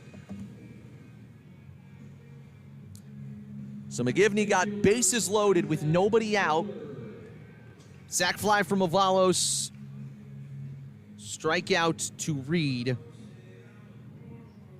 And now it's on Wendler's shoulders to try to get more here in the bottom of the 5th. Swing and a miss. Ball gets away from the catcher, Pent, and both runners move up. So not only does that make it a massive scoring opportunity, but no more force outs at second and third. Wendler looking for that first base hit. He grounded in a double play last time up in the 3rd inning. Down the line foul. Good cut on that too. Ripped it. And I don't think Munson was going to have a play on that over at third base.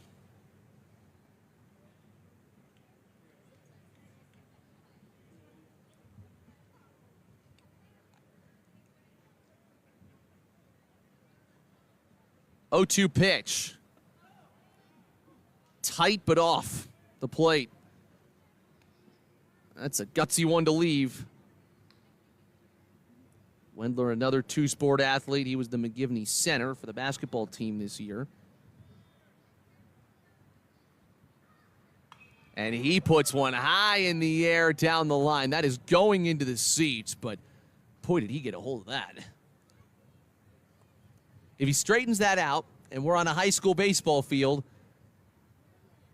it's his 2nd home run of the season. And that's the thing.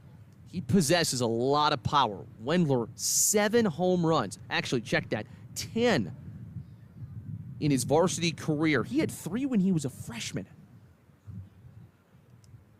The 1-2. Fouled away. I don't think many are going to forget Wendler's numbers when it's all said and done. 138 hits, 102 RBIs. Most of those were for Varsity. A mere handful of those were on JV when he was a freshman. Last year, 44 ribbies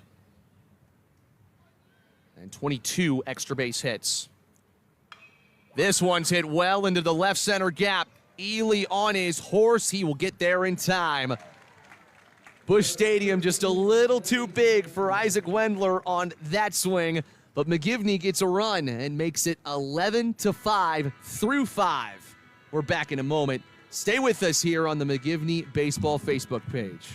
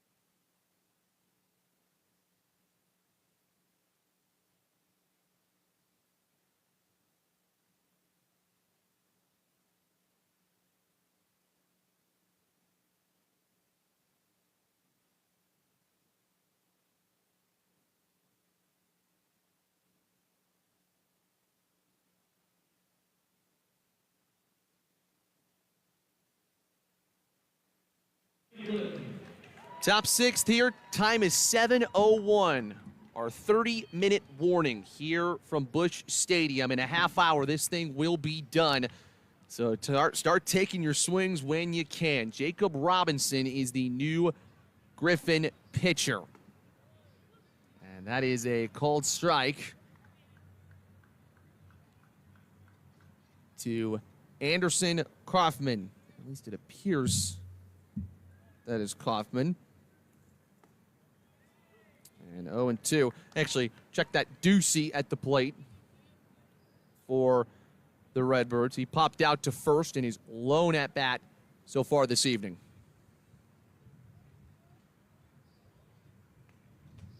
Ball one low and out. Wind starting to pick up even a little more. It's blowing out to left still.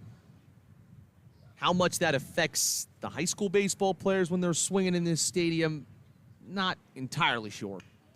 Smack to second base on a one-hop for Manassi, who's now playing there, and he throws to the new first baseman, Resnack, for out number one. Chris Enlow decided to sort of wait just a tad to bring in his bench pieces, but now they are certainly making an impact. Blake Rensing up next. McGivney pitching has retired 5 straight. This is a dribbler to Yates, the new shortstop. He throws on the run for out number 2. Worth mentioning, we have some new fielders as well for Tolton. Kaser's out in the field now. He's in left. Gear moves to center, so that's it for Avalos out there. And how about Eli Irwin playing in right? Everybody getting the opportunity to play at this baseball cathedral. I'm sure these players will all come to a future Cardinals game, and it will feel different because they played on this field. Some of the infielders will understand, hey, I understand why that error was made. There's a little rough patch right there, although that couldn't be true because this ballpark is beautiful from every single thing. It's perfect, literally. And there's ball one low. Hitter for Alton is Parker Cannon, who walked back in the second inning.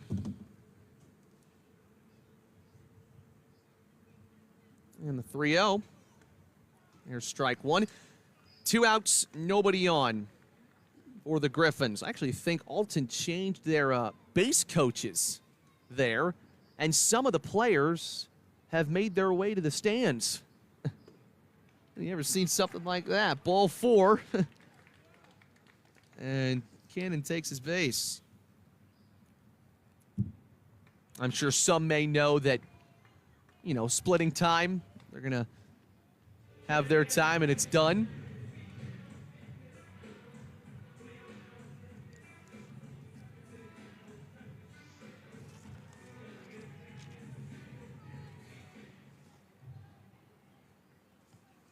And here's Robinson trying to get out of the 6th. There's a called strike. Reed remains the catcher, by the way, for McGivney. Getting into the late stages. It's Nolan Schneider at the plate for Alton. Wasn't originally on the roster. I believe that's because this is his first varsity plate appearance of the season.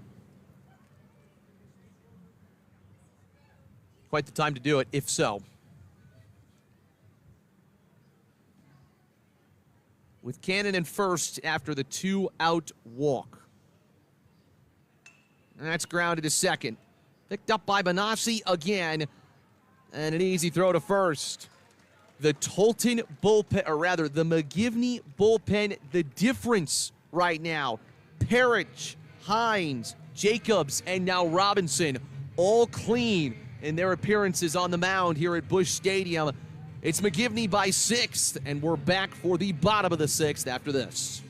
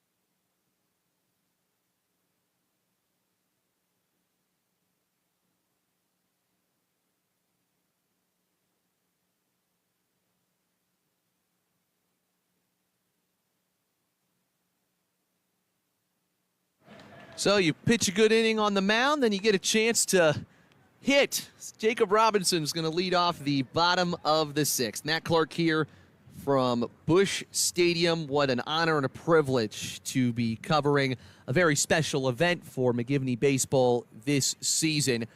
And I think we saw a lot about this team. We saw some of the speed bumps, but we also saw just how good they can be when they block out the noise and focus on themselves.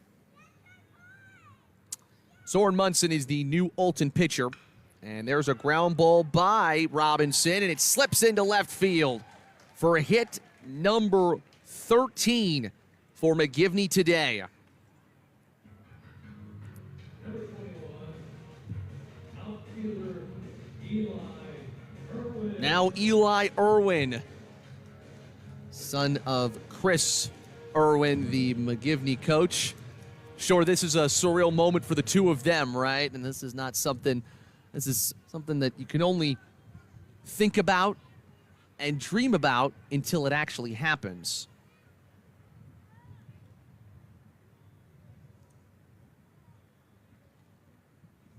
Irwin played mostly on JV this season. There's a throw over to the first baseman. That is now Schneider.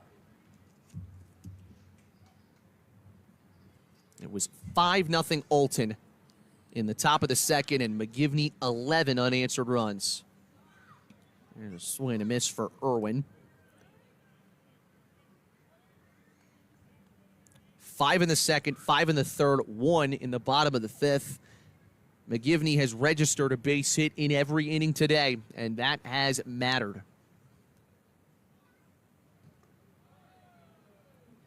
Good leave from Irwin.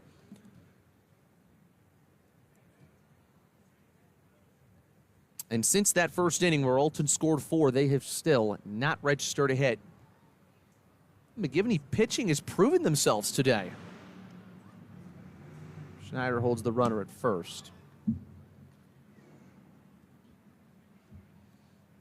By the way, a big thank you to the Game Changer director for McGivney, Ron Parrish. Doing a great job setting all of that up today and helping us get live streamed and everything set up. And streaming on multiple platforms. Truly appreciate him and all the fans that either came to watch this game, who might watch it back in the future, or are watching from afar. Huge breaking ball there to make it 2-2 on Irwin. Nobody out. And about 20 minutes to go before it is all said and done and everybody races back home before the Storms. Irwin offers the bat at it, goes foul, gets another chance. With the way he swings, he can cover so much of the plate on his delivery. And so the key as a result is making that contact and then using the speed.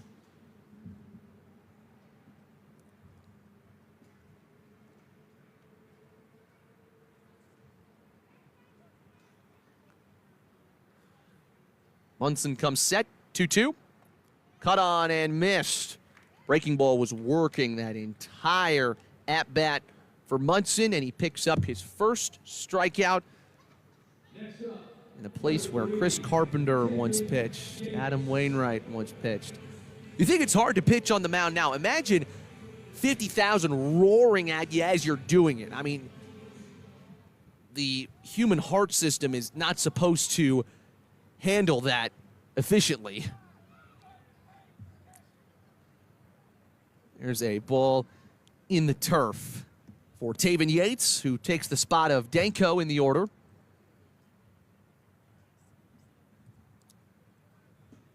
This is his first at-bat of the night. 2 good blocks by the Redbird catcher. And it's 2-0.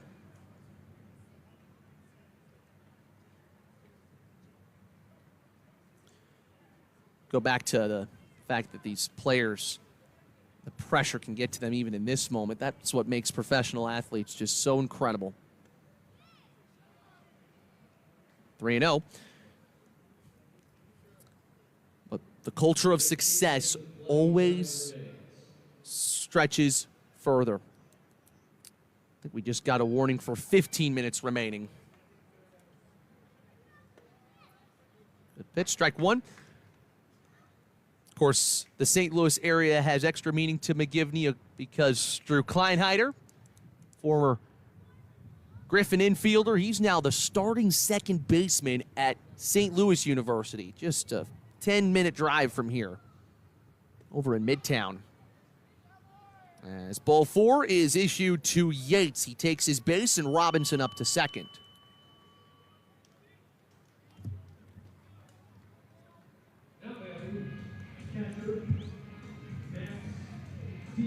And now Max Dietz. Four separate McGivney hitters digging in, coming off the bench. It's the similarity for all four of them. And the umpires are going to stop play here. I believe McGivney picked up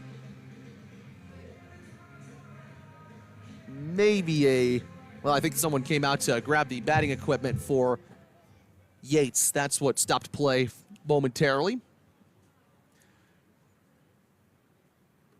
Well, with the time that's left, it feels like there's just not enough seconds on the clock for Alton, even if they were to get out of the inning right now, to come back and score 6. So it feels like this is set in stone for the Griffins. As that ball gets away from the Redbird catcher, both runners move up 90 feet. Of course, if you want to solidify the win, a couple extra runs wouldn't help, or would help, rather.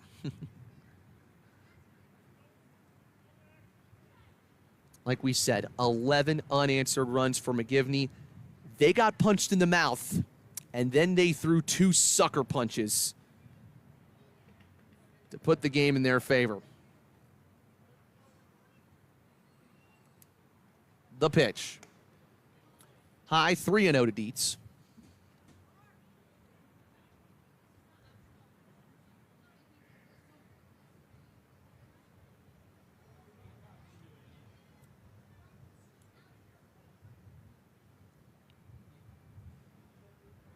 And now the 3-0.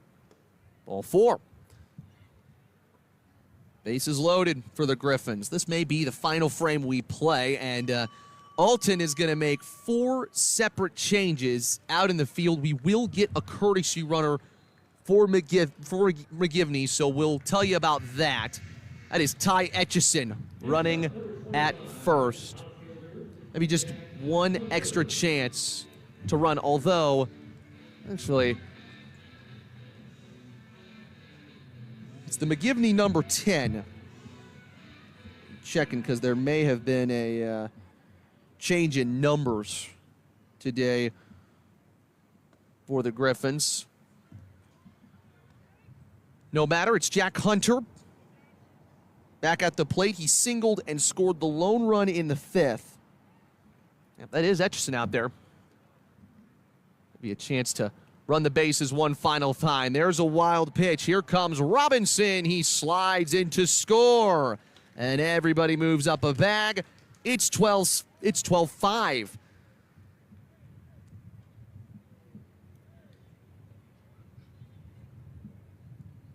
Simple but effective at the end of the day for those in Navy.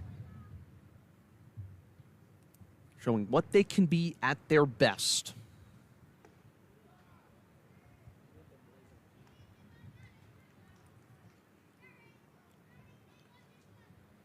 Two and one. 13 McGivney hits today. They've gotten a hit in every inning. Played the long, consistent game. Now 3 and 1.